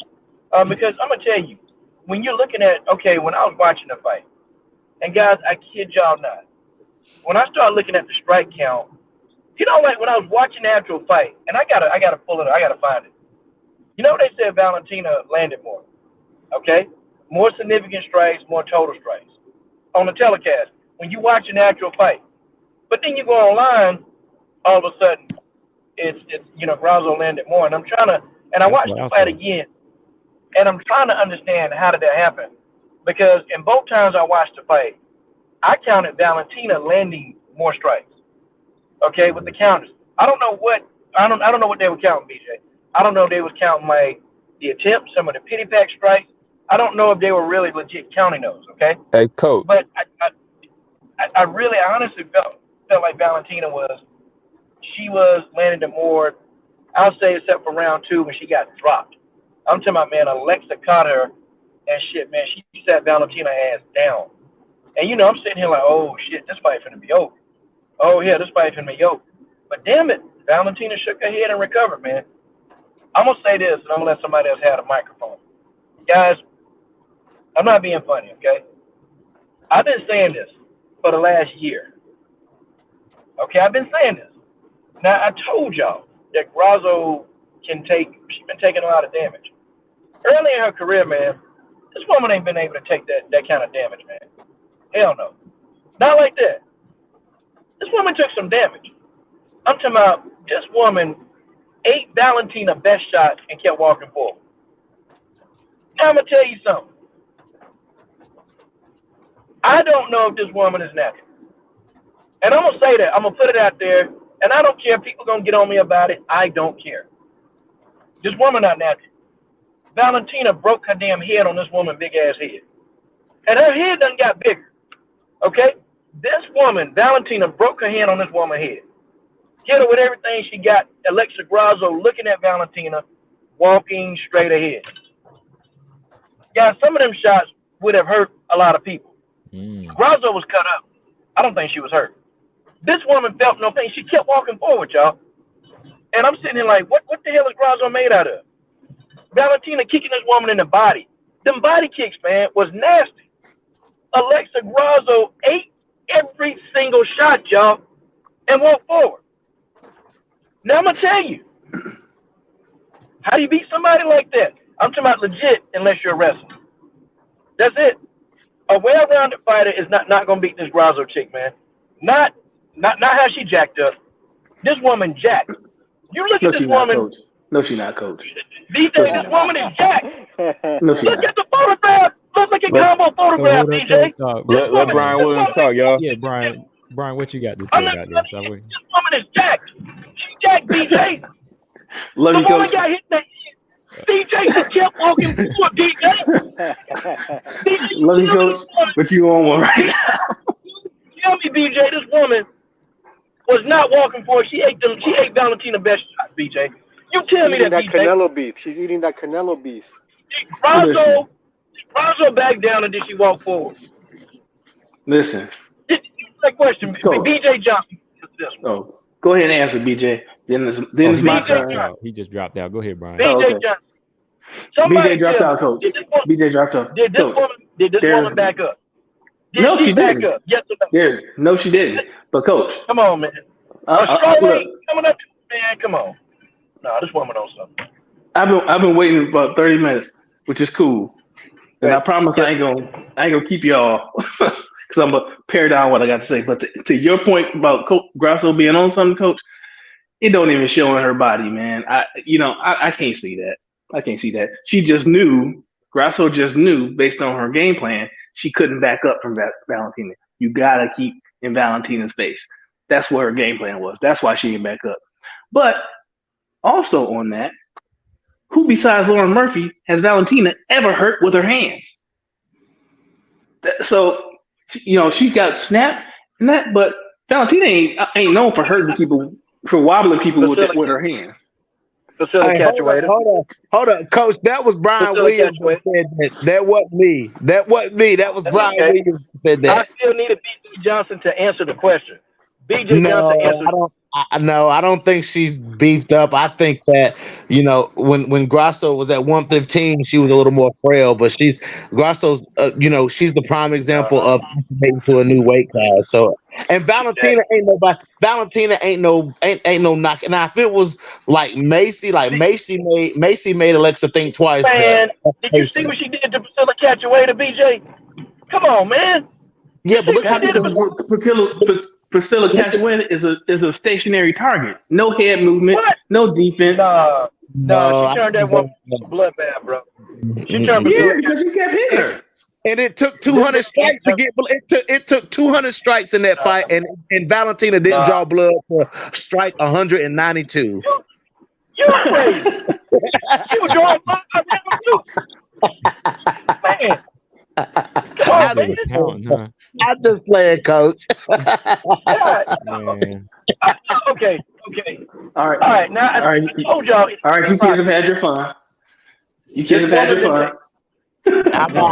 Go ahead, B. What you got to say, man? Hey, listen, man. Listen, I'm gonna do y'all a favor. I'm not about to argue any single round. I'll tell you how I scored the fight. I scored the fight 3-2 for Grasso. I haven't watched it the second time. I could change my mind about round 4, but it was, to me, clear. Round 1, 3 for Valentina, and 2 and 5 for Grasso. Round 4, you could take your pick. For me, it was that close. So I would never argue with anybody that gave Valentina a round, just like I gave Grasso a round. I would even be okay if the draw had been because Mike Bell scored round 4 a draw. That's what I thought until they actually showed the scorecard. And the reason I think it's a black eye is because the visuals of that 10-8 round, especially when you compare round 3 for Valentina. I won't say that round 2 should have been a 10-8. If you give a 10-8, if you give it 10-8 rounds, I can't say that you should give Grasso a 10-8 round for round 2, because besides the knockdown, the fight was pretty close. I mean, the round was, I wouldn't say pretty close, but it's not like Valentina wasn't doing anything and having her success. So, but if you're going to give 10-8 to Grasso, you got to give 10-8 to Valentina for round 3. That's all I'm going to say about that. Because to me, what is important is the fact that 2 Beast is 100% right and 6 as well. It's the vagueness of the scoring criteria that allowed Mike Bell a little latitude. I disagree with it. I disagreed it with my whole heart, but it allowed him the latitude because it's so vague. Mike Bell was going in. Nah, Combo, me, you, I think BJ and 2 Beasts was on one night. We were talking about this very thing. Like, judging those fights, we can say that they should have fighters that, previously experienced fighters judging fights, whatever, however they pick the judges. Even if they were past fighters, the way the rules are set up and worded, it's a lot of flexibility. They have a lot of latitude. It's very open-ended.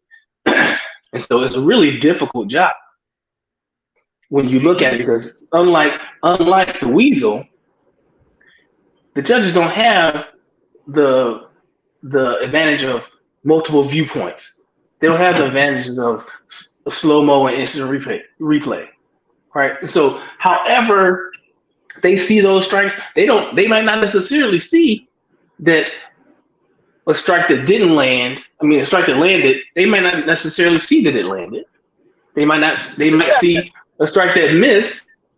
They might see it from their angle as a strike that landed. So it's a difficult job. I ain't mad about it.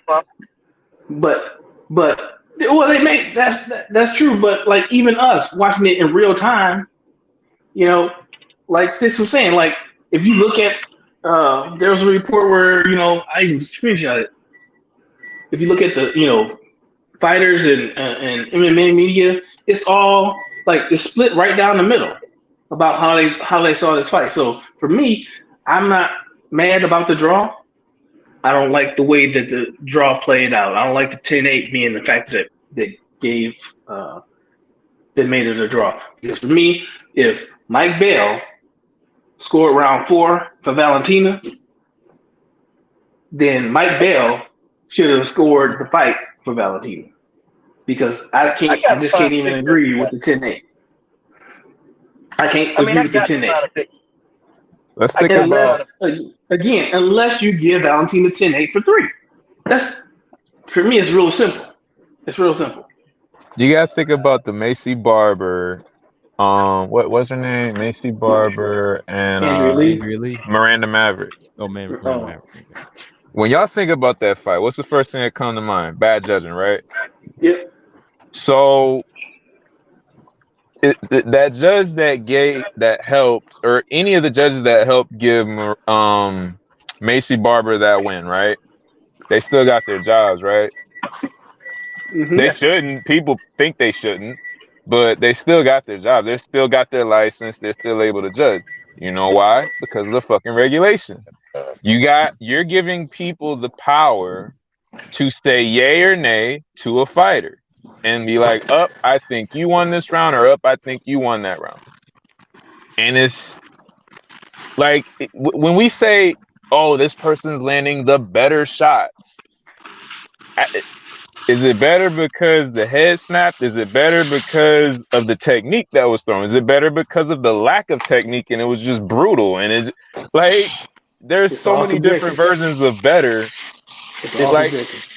I mean, the language it's almost as if it's deliberately designed to be vague so that they can cover their ass. Yo, bro, it's better. It's better. I don't know who's making this. Yeah, it's better because of all the things you just mentioned. It's better because you could see that it landed flush, and it wasn't just a tap, like a slight jab or something. It's like either a hook or whatever. So technique plays into it. All of that plays into it. It's like it landed. You could see it landed, and it's not like a soft punch. It's like a oh damn, that's a good punch. It doesn't mean it hurt her. It's just a good shot, man. Like you could see when a good shot lands.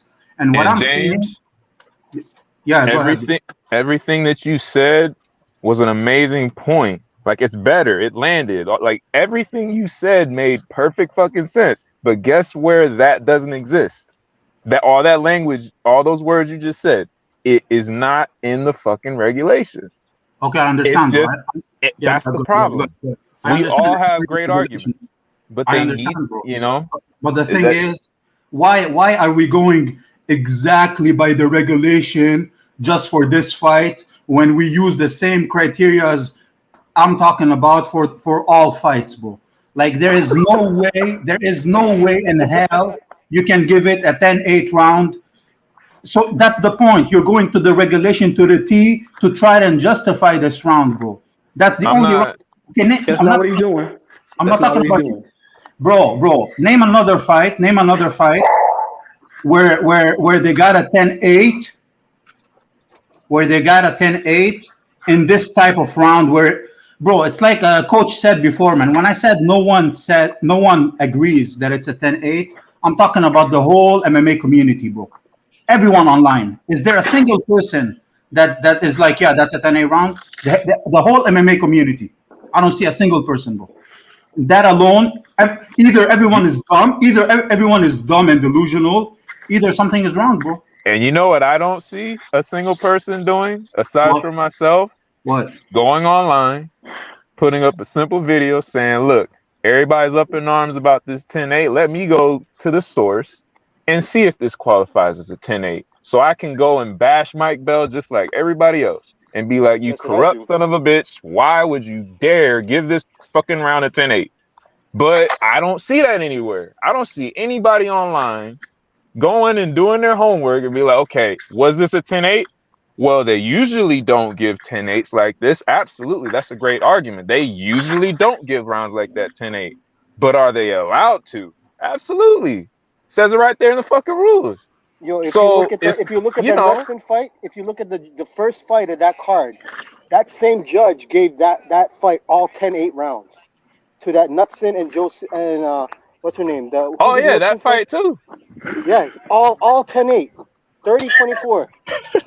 So, bro, going by this judge, why he didn't give Grasso 10-8 for the second round? No, but I'm just saying it's consistent. He didn't give 10-8 for the second round.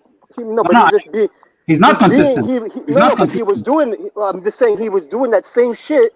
The first fight of the night to the last fight. I understand. He's just consistent in his delusion, basically.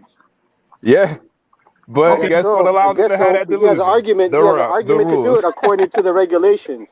He has an argument to do it. He allowed to be delusional. That's the problem, man. You can have 30 Mike Bells out there that are gonna give 10-8 left and right. But until they fucking change the rules. But we shouldn't have delusional judges, bro. He's allowed, but they shouldn't be there. Tyler Santos just got screwed on the other side. Strikes, bro. It's just like a bad umpire. They have the right. It's their judgment, right? So you can't argue it. It's by them. They got to do it by their own judgment, by their own assessment of the whole entire thing. If they want to do it, they don't even have. They have the right. They don't even have to justify it to anybody. Look, the point is though, he did not give a 10-8 to a round that a vast majority of people would have given a 10-8 round to. That's a reality. That's the point. However, that's my point. He had the right to do it. He had the right to. And the fact is, Valentina didn't stop her in the third round. And that's the consequence. Tyler Santos didn't stop her in those three, didn't stop Valentina in those all those times she had her back. That's the consequence. When you let these motherfuckers dictate your future, that's it. Next time we're gonna Grasso herself when she fought Carla. You remember when Grasso fought Carla? She's like, man, I thought I won that split decision. She's been on the wrong end of it too. Like, that's the reality, bro. When you don't finish these damn fights, these judges can fuck your life up. Okay, no problem. So I'm gonna ask a straight question to everyone here. Okay, so in your eyes, forget about everything. In your eyes, can you justify the 10-8? Just in your eyes, from what you saw. Not going, but the rules say exactly this and exactly that. But that's what I have to bear my. That's what I have to bear my assessment on. Like if that what I can be going to, what the Nevada State, I could justify, but I still wouldn't give it a 10-9. But I wouldn't argue if someone We're did. good, we're good, bro. I wouldn't We're argue good. if someone did. I wouldn't We're argue good, if bro. someone did. Yeah, but we're arguing that one person gave it a 10-8, and the whole MMA community, not a single person you can find that gave it a 10-8. But That's Mike cool. Bell is a well-established ref at the end. I mean, a judge. Coach already told you about the refs who they are, bro. But it's yeah, cool, man. regardless, they're getting paid to do that. Everyone is. If you think that DC, not DC, like everyone, just find one person. Everyone is entitled to their opinion. That's what I'm saying. But when you do a judging, when you're judging, there's a criteria you have to follow. That's it. Six. And you think the people, everyone, the whole MMA community, you think that none of them understand the criteria? So basically, we're saying even Ariel Awani will tell you that none of them have been able to know. They were never updated to the new criteria. They're not. That's why even Valentina, when he did an interview with her, and he's like, yeah, they should be informing the fighters about the new criteria, which they don't. They don't. It's up to the fighter. So how many times this mistake? Listen, I understand, bro. I understand what you're saying, man. You keep going to the like the Nevada. But these are facts, though. I gotta back them up. I gotta back up what I'm defending for. And I'm just telling you, the fact is that these fighters are not informed. Like even when you was like, why is she doing that? That's old news. You can't do that. Y'all need to realize. I understand. Y'all both need to realize that this is a tail chasing endeavor. A what? You never go. This is a tail chasing endeavor. Y'all know it's gonna go back. It's gonna go around because the reality of the situation is James, you just posed a question to all of us. Six just answered your question, he was the only one that I was debatable about. But Six just answered your question. None of us. All right, man. That's all I need to know. Think it was a 10-8 round. None of us. That's all I need to know. None of the MMA community thinks it's a 10-8. Not just us, bro. No one that watches fight can legitimize this 10-8, bro. That's it, man. That's all I need to know. Nobody has. But what's also true, what also is true is everything that 2B said is by the criteria. Yeah, it's cool. The judge had that latitude. No problem. None of us agree, but by the criteria, the judge had that latitude. No problem. I think that it was not a 10-8 based on the typical 10-8s that obviously have been given in the past. So absolutely, that wasn't a 10-8 based on the, history that we have to go off of, right? Yeah, you're right, man. But yeah, me personally, I've seen 10-8s given when there was less time, where there was, ground and pound and submission attempts back and forth. Like there's been times where there's been multiple knockdowns in a round and there's still not a 10-8. Like we see it. And then there's times where a person just doesn't, fight back, like, or they fight very little, and it's a 10-8 just because of that, and they go like, "Wow, they gave that a 10-8. That wasn't a 10-8." Like it's you got opinions from human beings. So at the end of the day, there's gonna be plenty of mistakes, y'all. I understand, bro. But again, bro. First of all, 10-8s in general are not thrown around loosely. Most like to get a 10-8, it's not easy, bro. That's how it is in general, right? It's not easy. And then my whole point is just this. 10-7 is not easy now. No. A 10-8 is they're giving them out more to encourage the fighters to finish fights. That's the new thing that they're trying to give out more 10-8s now. Bro, give up. I don't know about that. To give up a 10-8, you have to like dominate most of the round, bro. But the point is, the girl was losing 3.5 minutes on the feet. Whether you're saying it's close, it was still clearly losing 3.5 minutes on the feet. And then she did whatever for the last minute and a half. In no ordinary like ruling of fights in general, in 95% of fight, would that been a 10-8? Like in 100% of fight, well, this is one of the worst scorecards ever, bro. This will make you feel like, yo, bro, is like I don't even believe in conspiracy theories and shit, bro. But this alone is like what are we talking about? This is a 10-8, bro. I agree 100%. Why are we talking about this deal? we all agree, like we really do. We all agree. That should not have been scored. Neither of my fighters I like lost, so I don't give a fuck. Well, whatever. I think we all pretty much figured this thing out. We ain't gonna agree on this, but I got a question now. So should they just run it burn it back. Yo, I for say me, no. for me, Definitely run it back, but not right away. for me, Like I don't care. let some movement Yeah, into go ahead, the go ahead, go ahead. let some movement in the division. Y'all How you already gonna know run it how I back then? feel, Yo, man. I if hate this automatic rematch shit. I mean, here's the problem though. I know the second fight was a draw, but it's the second fight.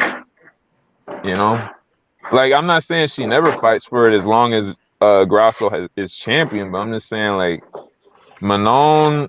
I heard somebody, I don't know who it was. It was like, what you gonna have Manon and Blanchfield fight until they're like 10-0? That was me. It. Right. Right. But yeah, man, like I don't know. I'm obviously biased, so I feel like, take my opinion lightly, but I've never liked the idea of rematches for championships. That's the whole point of the title. It's supposed to be something that you have to defend with everything in you, because if you could lose it just like that. I feel like, a champion gets complacent when I got like 4 or 5 title defenses. Now these motherfuckers got to beat me twice for this shit. Like, I don't know. I never liked automatic rematches. Not when I was a full-time pro wrestling fan, I didn't like it, and I don't like it while I'm a full-time MMA fan. Like, I just never liked it. Because like now Man, give Valentine that rematch. my favorite wrestler has to take 2 L's now to the new champion. Like, you know what I'm saying? Like, I don't know. yo, what you say, coach? Hold on, You're coach. done. What Yeah, you go say, ahead. Let's go on and get this trilogy. Hey, Valentine need to be like Prime. Ain't hard to find. Come on, Grasso. She need to get like Prime. Ain't hard to find. Well, if Ain't she hard do to find. it, hey, look, Let's get if that she do trilogy. And it for a the third for the time, what she record, got to do to win, man? and for the What'd you record, say? Grasso What'd you say, did say Camero? in her interview, she's open to whatever they say. If they say Valentina next, she'll take it. If they say Manon or Blanchfield, she'll take it. So I don't Yeah. want to hear that D word anywhere, please. Let me ask you this, Nah, coach. I don't think she's scared. What I does never said she Valentina got does. to do to win though this time? If she takes the third fight, what she got to do to win? She got to continue to pop that jab, man. The jab, Grasso don't have an answer for the jab, and that's kind of I was tripping on that because I'm like, damn, she a good boxer. Mm-hmm. But every time Valentina popped that jab, Grasso was trying to reset. Also, avoid the damn head and arm throw. Stop trying to do that, okay? Clearly, Exactly, it's man. not Exactly. effective. It don't work. Do not do a head and arm throw. Grasso, well, we can look at her body now. She's too damn strong, okay? So don't do that, okay? Next. Takedowns. The takedowns are so effective. Look, Grasso ain't going to learn how to defend a takedown in the next decade. Yeah, you think she's going to learn it in a matter of months? Nah. Keep taking it down. Pop the jab, continue the takedowns, and Grasso is yours. Don't do these silly, don't do the head and arm throw. Let's let it go. I think the single leg and the double leg takedowns were the most effective. Grasso, she's a very poor wrestler. Now, she's strong. Now, I'm going to tell you, she can get up sometimes. And a couple of them takedowns, she was able to get herself back up. But she's not going to be able to do that. Okay? Just play it smart. Don't try to do that. Don't try to prove a point. Don't try to, see how big your nuts are. Because you ain't got no nuts. Just get in there and do what you do to win. That's it. Don't try to brawl with Grasso. Don't do all that. Just work your technique. That's all she had to do. Be patient. If Val would have stayed patient, she'd have won decisively, unanimous. Right. I agree. I agree with Coach, man. Them my keys to victory. I ain't hard to find. Mm-hmm. Yo, but I'm not mad if they do if they don't do the trilogy right away. If they do like I'd like to see honestly Bullet Manon. Bullet Manon on the feet would be good. Or whatever, or Blanchfield. I say either do the trilogy, either one of them fight Blanchfield and the other fight Manon, and the winner face off for whatever. Yeah, I'd say Manon over Aaron. I think she's For the title. Yeah, for the title. Yeah, whatever, man. Yeah, she can go, man. I don't really care like who's next, to be honest. Well, yeah, go ahead, man. Whoever. I was gonna say so Manon's resume is because I think she got 6, right? She got 6-0. Yeah. And then Blanchfield only got 5, right? No, they both got 6. Oh, they both got 6. Okay. Yeah, the reason why I value Blanchfield's win over Manon's is because of what Tyler did. You know what I'm saying? Like, Tyler fought Val to a split decision, right? And then Blanchfield comes in, the non-striker, the person that's supposed to be labeled as the grappler, goes in there with someone who had a striking advantage over her and, you know, did what she had to do, comes out with a unanimous decision win over her. No one was even arguing for Tyler to win the fight, right?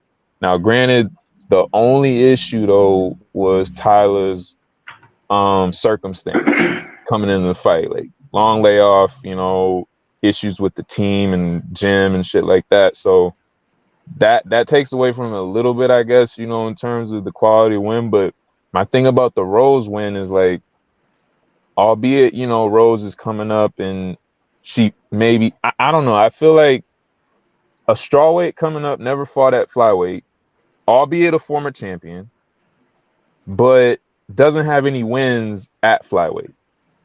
You know what I mean? So it's like that as a number one contender versus someone who's been in there with the champ, fought her to a split decision. I feel like the Blanchfield one, and then for marketing purposes, obviously you got the youngest champ thing going. So that's why I would pick Blanchfield, honestly. Plus, she's the grappler that could really, you know, be problems for Grasso, essentially. I think I agree. Yeah. I think if they give Aaron the title shot over Manon, I think it is because Manon picked the wrong call out. She should have called out Aaron, but instead she decided to talk about Rose, and you know, Rose not having a single victory in the division. Yeah, you beat her. It was a split decision, but yeah, you beat her. Was it a split decision? Yeah, no, it was unanimous. But yeah, she did call out Aaron too. They just didn't make the fight. Did she call out Aaron? She called out Aaron 2 times, like March of last year, and like back in like right before they made the France card, she called out Aaron. And Aaron said, you know, I'll gladly fight you. They didn't like go back and forth, but Aaron acknowledged it on Twitter. Okay. Let me tell you, man. I don't know, Combo. I changed my mind about Manon. Look, if I thought Alexa Grasso was juice to the gills, boy, Manon Farrod, that's the queen of the juice. Yeah, Look, man. Look, I saw Rose. Listen, I'm gonna tell you something, man. I call it like I see it. I saw Rose Namajunas try every single takedown she could to get this woman down. Manon didn't move, bro. Like, literally. I watched, who was she fighting, man? I forgot the last person she fought before Rose. I saw this woman do everything in her power to even try to hurt Manon.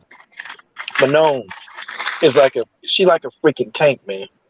It's gonna be tough for Valentina to get that woman to the ground. It's gonna be real tough. I think Manon is just an expert weight cutter, man. She's just naturally big, man. Like Manon, Rose wasn't gonna get her down, no doubt. Manon reminds me of like Alex Pereira, where they're just a very professional weight cutter, and it's like that size coupled with the skill. It's like girls kind of don't stand a chance. Yeah, Manon is strong. Look, man, I seen Manon lifting weights, and I'm gonna tell you, man, this woman for her size, you know, this woman can go compete with world-class powerlifters. This woman got like a damn near 350, 400-pound deadlift, bro. Like, come on, man. That's unusual for somebody her size. And I'm not being funny. Okay, or she hang plating damn near 200 pounds. Like, bro, this woman is strong. I'm talking about strong. Do you think that somebody gonna be able to move her if this woman pushing weight around like she a 200-pound woman? They ain't gonna move her. I think you can get in on her. I think Rose didn't have success because of the types of takedowns that Rose attempts. Yeah, like Rose they're too predictable and they come from too far out. Rose is a distant space fighter. So all her footwork and all that stuff, that keeps her out of position to change levels on somebody real quick when they come in, right? So she can't do that. That's not part of her game. Her takedowns come from across the arena, and then she'll try to grab you and then get that little split trip. That's how she takes you down. And if you But, look at her you know, footwork versus Wei Lee's, like hers was ready for it because like Wei Lee was getting taken down by them easy takedowns. Like I saw her coming from a mile away, but Wei Lee was she was getting taken down. But like Manon was in position to like push her head down every time she reached for him, you know. Yo, I think Erin Because the space is different. would take down Whaley Manon. wasn't taught takedown defense until she left that. Oh Lord, you said we leave. You know what I'm saying? Like she wasn't taught how. That was the first question she asked when she went into Bangtan was, how the hell do I get off my back? You know what I'm saying? So that's why I told her the evolution of Whaley is happening with her wrestling, and I think more and more into it, you'll see the difference in her wrestling. She has to prove it, right? She proved it in the last fight, and it's only getting better. That's how I feel. You know? Yo, bro, who you think would win the stand-up battle between Bullet and Manon? That's a hard one. There's a blueprint out there right now, and for who? For Bullet? Yeah. No, I don't think people are as good as Grasso on the feet, boxing wise and whatever. I think Bullet will still the gap on the feet against everyone else, maybe besides Manon, will still be evident. No, I chose Rose over that, and after watching Manon, how she kept distance with Rose and stuff like that, I think she could do the same with Val too. I think she could do the same. Yeah, but Val could keep the distance with her too, bro. She's strong. She got a good Manon is very right strong. I It's think gonna be Manon hard. can do that with Val. Yeah. Her right hook. Manon is gonna be a hard person. Yeah. And when I started really looking at like really the physicality of her, dude, her takedown defense is not even technical, bro. She just pushing people off, bro. Like they trying to grab her, and she's taking them, pushing them off, grabbing their shoulders and just throwing them off. Like, what you gonna do against that? But let's say it stays on the feet. Do you think Bullet needs to take Manon down to beat her? I don't think so. Yeah, I think so. You think Manon will beat her on the combo? Yeah, Manon can crack. I think she's gonna either have to keep her Manon distance. impressed me that last fight, yo. Manon really impressed me, and I'm thinking that she's actually really on the top of that division. She just give her the opportunity. She's on the top of that division.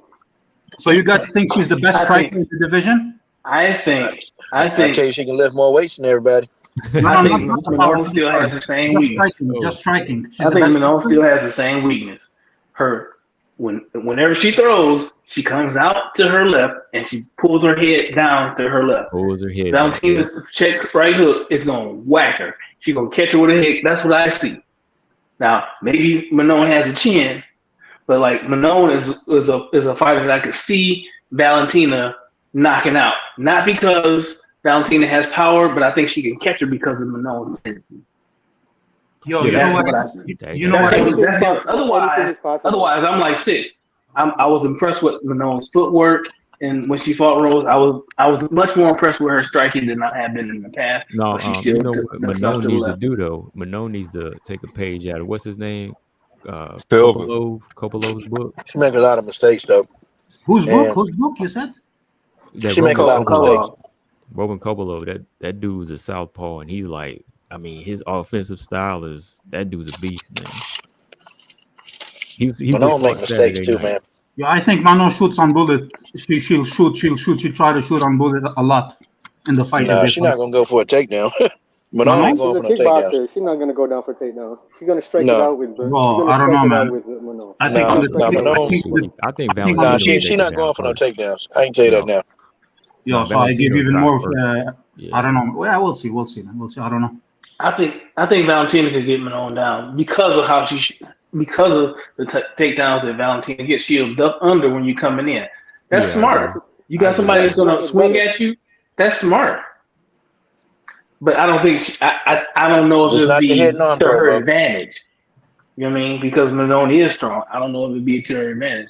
Because before we saw Valentina doesn't have good wrestling. She don't have good wrestling. No, that's what I'm saying. Yeah. And before Grasso, like we all gave Valentina a pass for getting out muscled by Tyler.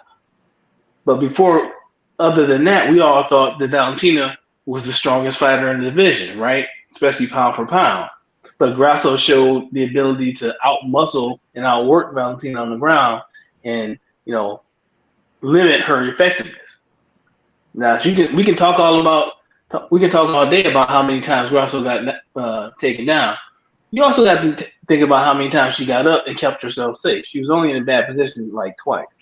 That's And because that was actually the same takedown. So that's because she keeps moving on the ground. She's like slippery. She's like she knows how to get back up. I'm not sure if it's out muscling her or technique or keep moving and like she's hard to like keep her down, whatever. I don't know. Say it a different way. Say it a different way. People gonna try to take down Valentina Silva? wasn't strong enough to keep her down. That's all I'm saying. What'd you say, too? Valentina wasn't strong enough. I think Kareem Silva got the best takedown defense because ain't nobody gonna want to take her down. Man, I ain't touching her, man. Nah. Yeah, her takedown defense. Don't do it. Don't do it. Man. I can't wait to see the Silva girls go. Karina Rodriguez need to be here. Yeah, where is Karina Rodriguez, man? Is she going to Bellator? She in Bellator, but she's getting over injury. Okay. Oh, really? I was wondering. So you guys think Mano is the best striker in the division? I don't know, man. I'll say Grasso is because she got the belt. I'll say she is because what she was able to do. Then I'll say Manon in a second. Well, no. I'll say she's third after Valentina right now. Yeah, Valentina's still the best out and out striker. For me, I don't know, man. Man. I know she need to be tested, man, but Silva just looked different, dog. I don't know, man. Maybe it's the movement. I don't know what it is, but when I see her strike, it's just like it's very clear. Like, okay, she's really levels above this person she's striking against. Not Kareem, the other Silva, right? Yeah, Natalia. Yeah, Natalia. Speed demon. Like, she has good movement. Like, I don't know, man. That she got the potential to be like a Floyd Mayweather-esque, like just dancing around people. You can't hit her. You rarely hit her, and just I don't know, man. And plus, she got the takedown defense and the grappling chops to where she she knows what she's doing on the ground. I don't know, man. Like, she looks like the most dangerous to me. Her and Kareem, submission-wise, mainly Kareem, but between both of them, it's like I don't know who beats them, man. I don't with them getting the experience and working their way up. I don't know who beats them. How many wins do the Silva girls need before they fight for the title? Like 2-3 wins or what? Maybe. I want them to fight at least 3. 3 wins for the title? At least 3. Yeah, I want them to at least get 3 wins. I don't even care if either one of them takes a loss. Yo, what's their ranking like now? Are they top 10 or not even? Like 14 and 12, or I think like 15 and 13, something like that. 13 and 15. I need that Kareem Silva versus Aaron Blanchfield. I need that in my life. Like that. It'll happen. Maybe like in a year or something, year and a half. I really hope they don't decide to strike either. I really want to see how that shit plays out, because Aaron Blanchfield is supposed to have the greatest BJJ in potentially all the women's MMA right now. So how you think? I would say. Go ahead. I wouldn't know.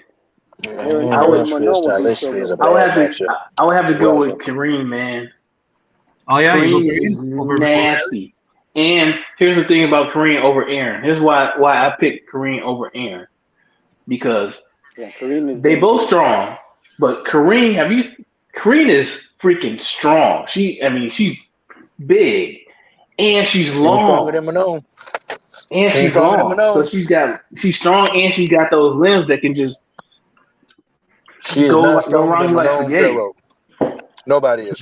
So you think Manon is the strongest in the division, Coach? Yeah, she's stronger than Tyler.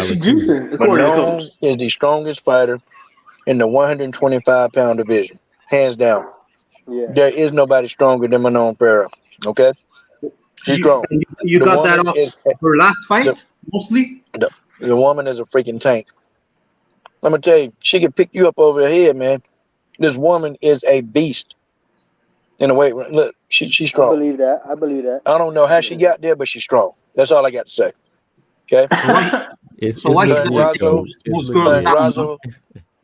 and Alexa Grasso got to be on the same weight training program. They got to be. Manon is strong. What y'all think? I'm saying Manon is strong. I'm sorry. I don't think nobody gonna be able to move her, man. You say, Coach, they ain't can't pushing see weight, it. they pushing needles. Yeah, man, that girl. I'm gonna tell you, man. I want to see her next 3 opponents fight her and try to take her down. I want to see what happens. I want to see what happens. They not in What? Canelo's camp, man. So you think Erin? You think Erin can't take her down, Mano? Do what? You think Blanchfield wouldn't be able to take Mano down? Blanchfield gonna have a tough time trying to do that, She'd man. have a tough time, but yeah, I bet I think she would Tatiana be able might to. if she grew into the Definitely. division. When you got somebody, see, man, Tatiana I ran used to out of that laugh at division. Huh? people, and this is no lie, man. When I used to see like these women in the gym, like wrestling and jiu-jitsu gym, I used to go to, I used to laugh at them, man, because they technical as hell, but they really used to think that they can go take down these dudes, these weightlifters, right? They just come out, just start learning jiu-jitsu. So they're pairing with these women, and they legit thought that they were gonna like take these dudes down. Man, look, they trying to take dudes down. This one dude, a musclehead dude, trying to take him down. Dude ain't had no technique, but man, he was just pushing off. And I'm sitting here saying, y'all, size matter. I'm sorry, the strength and size of a person does matter. Like, I know people, we don't think about that because we're like, oh man, they technical, they skillful. But when I start seeing these musclehead guys with no form just pushing these people off, it's like, oh, okay. Well, you got to grow into your size. You do have to have some size to deal with certain people. And whoever can deal with Manon, they're going to have some strength and technique. They're going to have to. That's it. Because I'm looking at this woman. I'm looking at, how she was lifting. Like, had some video clips of her lifting. I said, no wonder that these people, she can barely take damage, man. Manon is going to be a problem, a huge problem in this division. I'm just telling you. I believe that. Wait till I she get believe up there. that 100%. 100%, she's gonna be a problem. That girl's big, yo. That girl's I'm huge. sorry. You know what they say, the bigger they are, the harder they. No, I'm sorry, man. Hey, That's true. Stamina said. No one's Stamina unbeatable said. at the end of the day, Hey, Stamina said, if dudes are serious about Alexa's special diet, we need to know then why the hell isn't Irene eating the same stuff?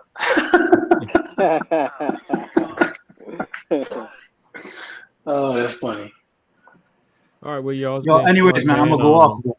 Oh, you finished? You done? Before we shut this thing down, man, what's your final thoughts, man? Anybody got any final thoughts before you jump off this one, man?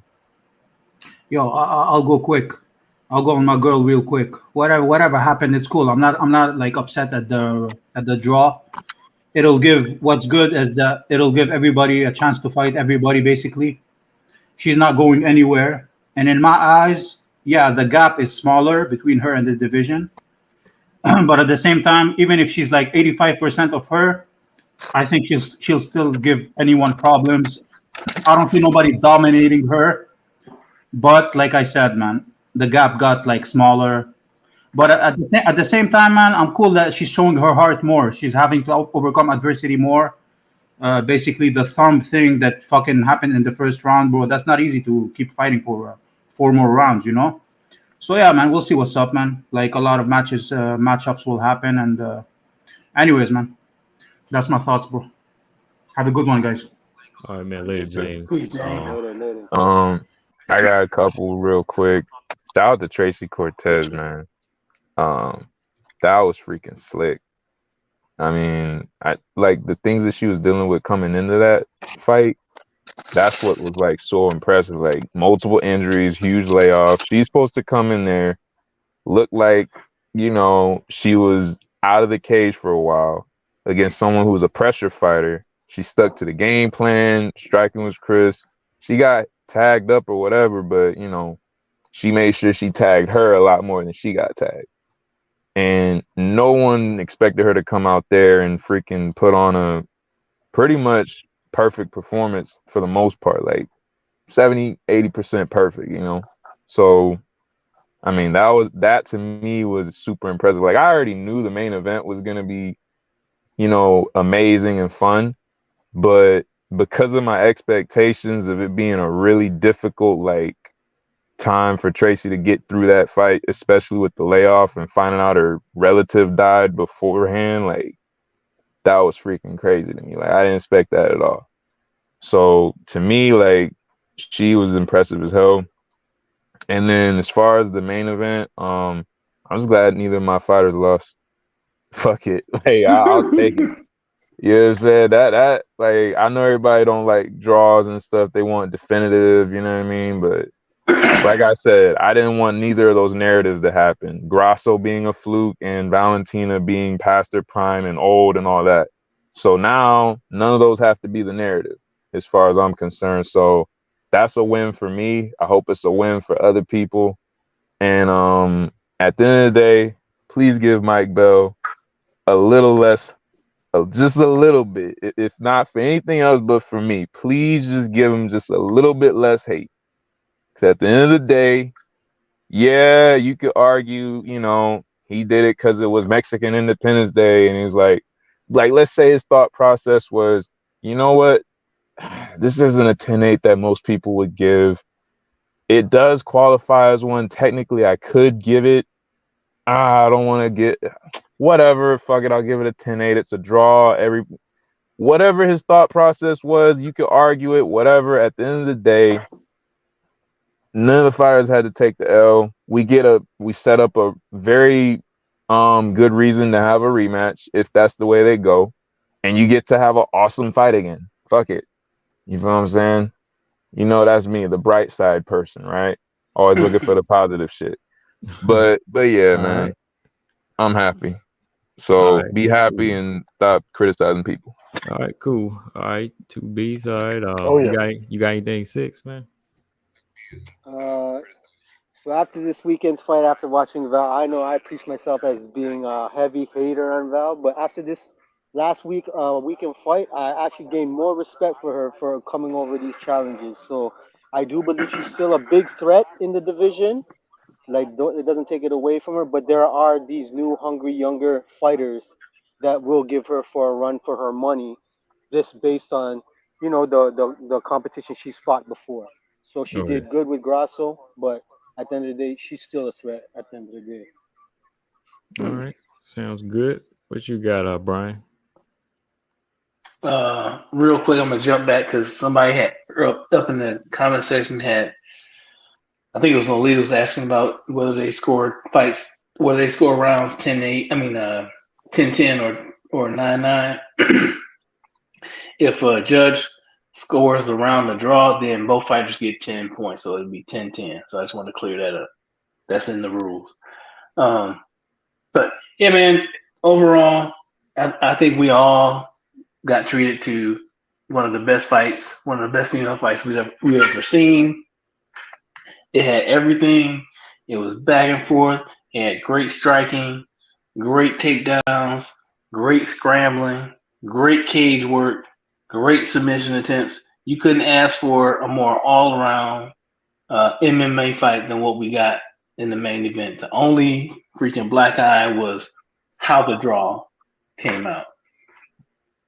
So, but, I'm okay with the draw, but I do, I am not a huge Val fan, but I did feel bad for her because, like I said before, if Mike Bell scored round 4 for Valentina, then Valentina should have won the fight.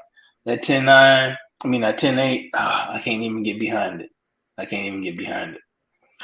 But again, Combo, thanks to you for providing a safe space for us all to talk about issues that are near and dear to our hearts. Appreciate the time, man. Peace, chat. All right, man. Later. But let's go back to the man who provided that chat, that still does, because we need to jump over there, man. Coach, man, what you got, man? Hey, man, I appreciate you letting me on your live stream, man. You didn't have to. You could have said, nope. He crazy. Can't let him in. Got a place to come over here, man. You know that. Yeah, I appreciate it, man. I listen all the time. I like listening. Even when I'm working, like I'm working right now. I'm going to find, my goal is to find a picture of Mike Bell. And I'm going to find that picture of Mike Bell, and next month is going to be Mike Bell month. Okay? I'm going to highlight this guy because nobody can seem to blame this guy. But you know what? I think it's time. We need to start putting some of these judges on the hot seat. Yeah. And I'm starting with Mike Bell. I am going to find a picture of Mike Bell. With a name like Mike Bell, this guy got to be bald, combo. This man got to have a Dana White special. Got to. But I'm going to find that photograph, and I'm going to put this man on the hot seat. I'm going to make about 10 to 15 videos about Mike Bell. I'm going to find out as much as I can about this guy. Because a 10-8, nah, Mike, we're not trying to hit it, okay? Should Valentina get a trilogy? Probably, yes. Would I be upset if Erin Blanchfield got a title shot? No. I think Blanchfield has done enough. She beat Andrade. She beat Tatiana. She beat Tyler Santos. Those are two dogs, okay? She beat them. Beat them convincingly, I thought.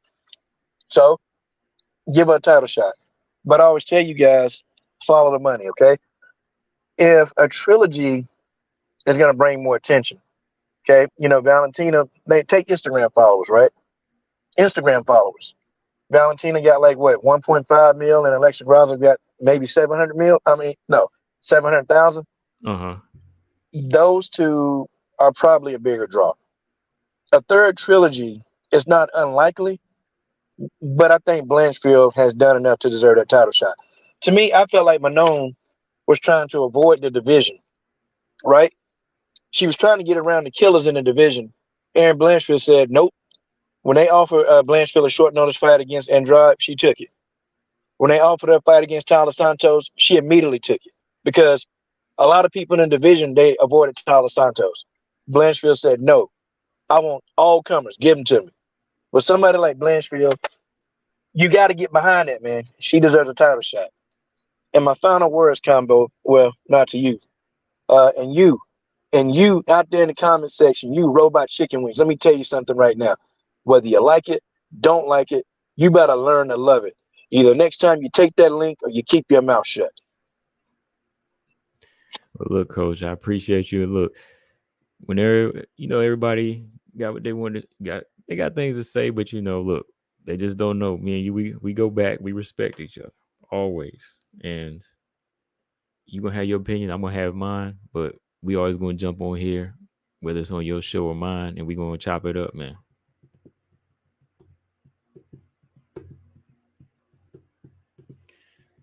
Let me see though, man. But let me get ready to close some of this stuff out.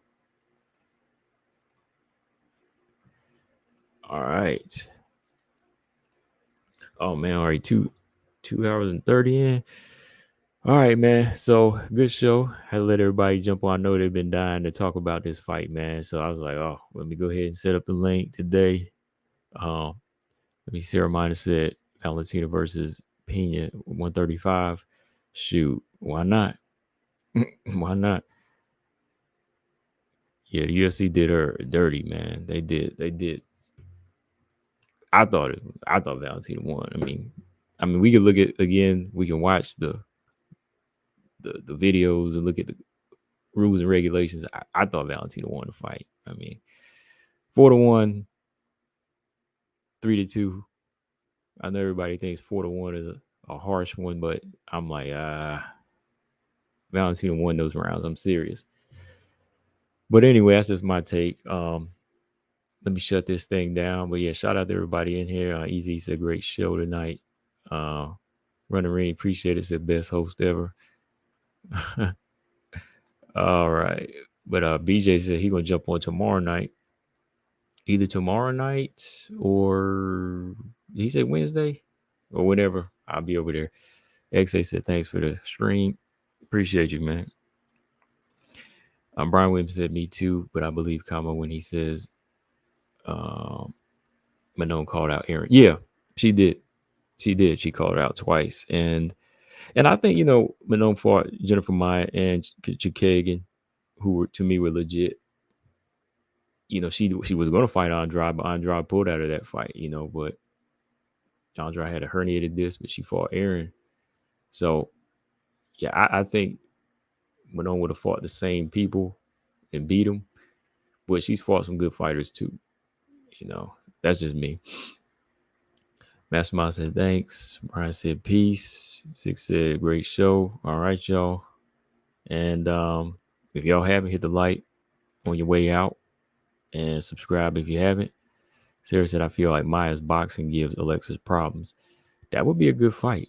Now, if they go toe to toe, that would be a good boxing match. Jennifer Maya got a better, well, dare I say, a better chin than the Valentina. She does take more shots too. So Jennifer Maya's got a good chin on her too. So she's strong. The girl's strong. That would be a good fight. I wouldn't be surprised if Alexa lost to Jennifer Maya. I'm just saying, because she may have studied Valentina to a T, but let it be somebody else to go in there, upset her, and take her belt. But yeah, Jennifer Maya versus Alexa, that's a boxing match right there. I would say close to 50-50. But on that note, I'm out of here, y'all. 4-1 Valentina. Make sure y'all subscribe. Peace.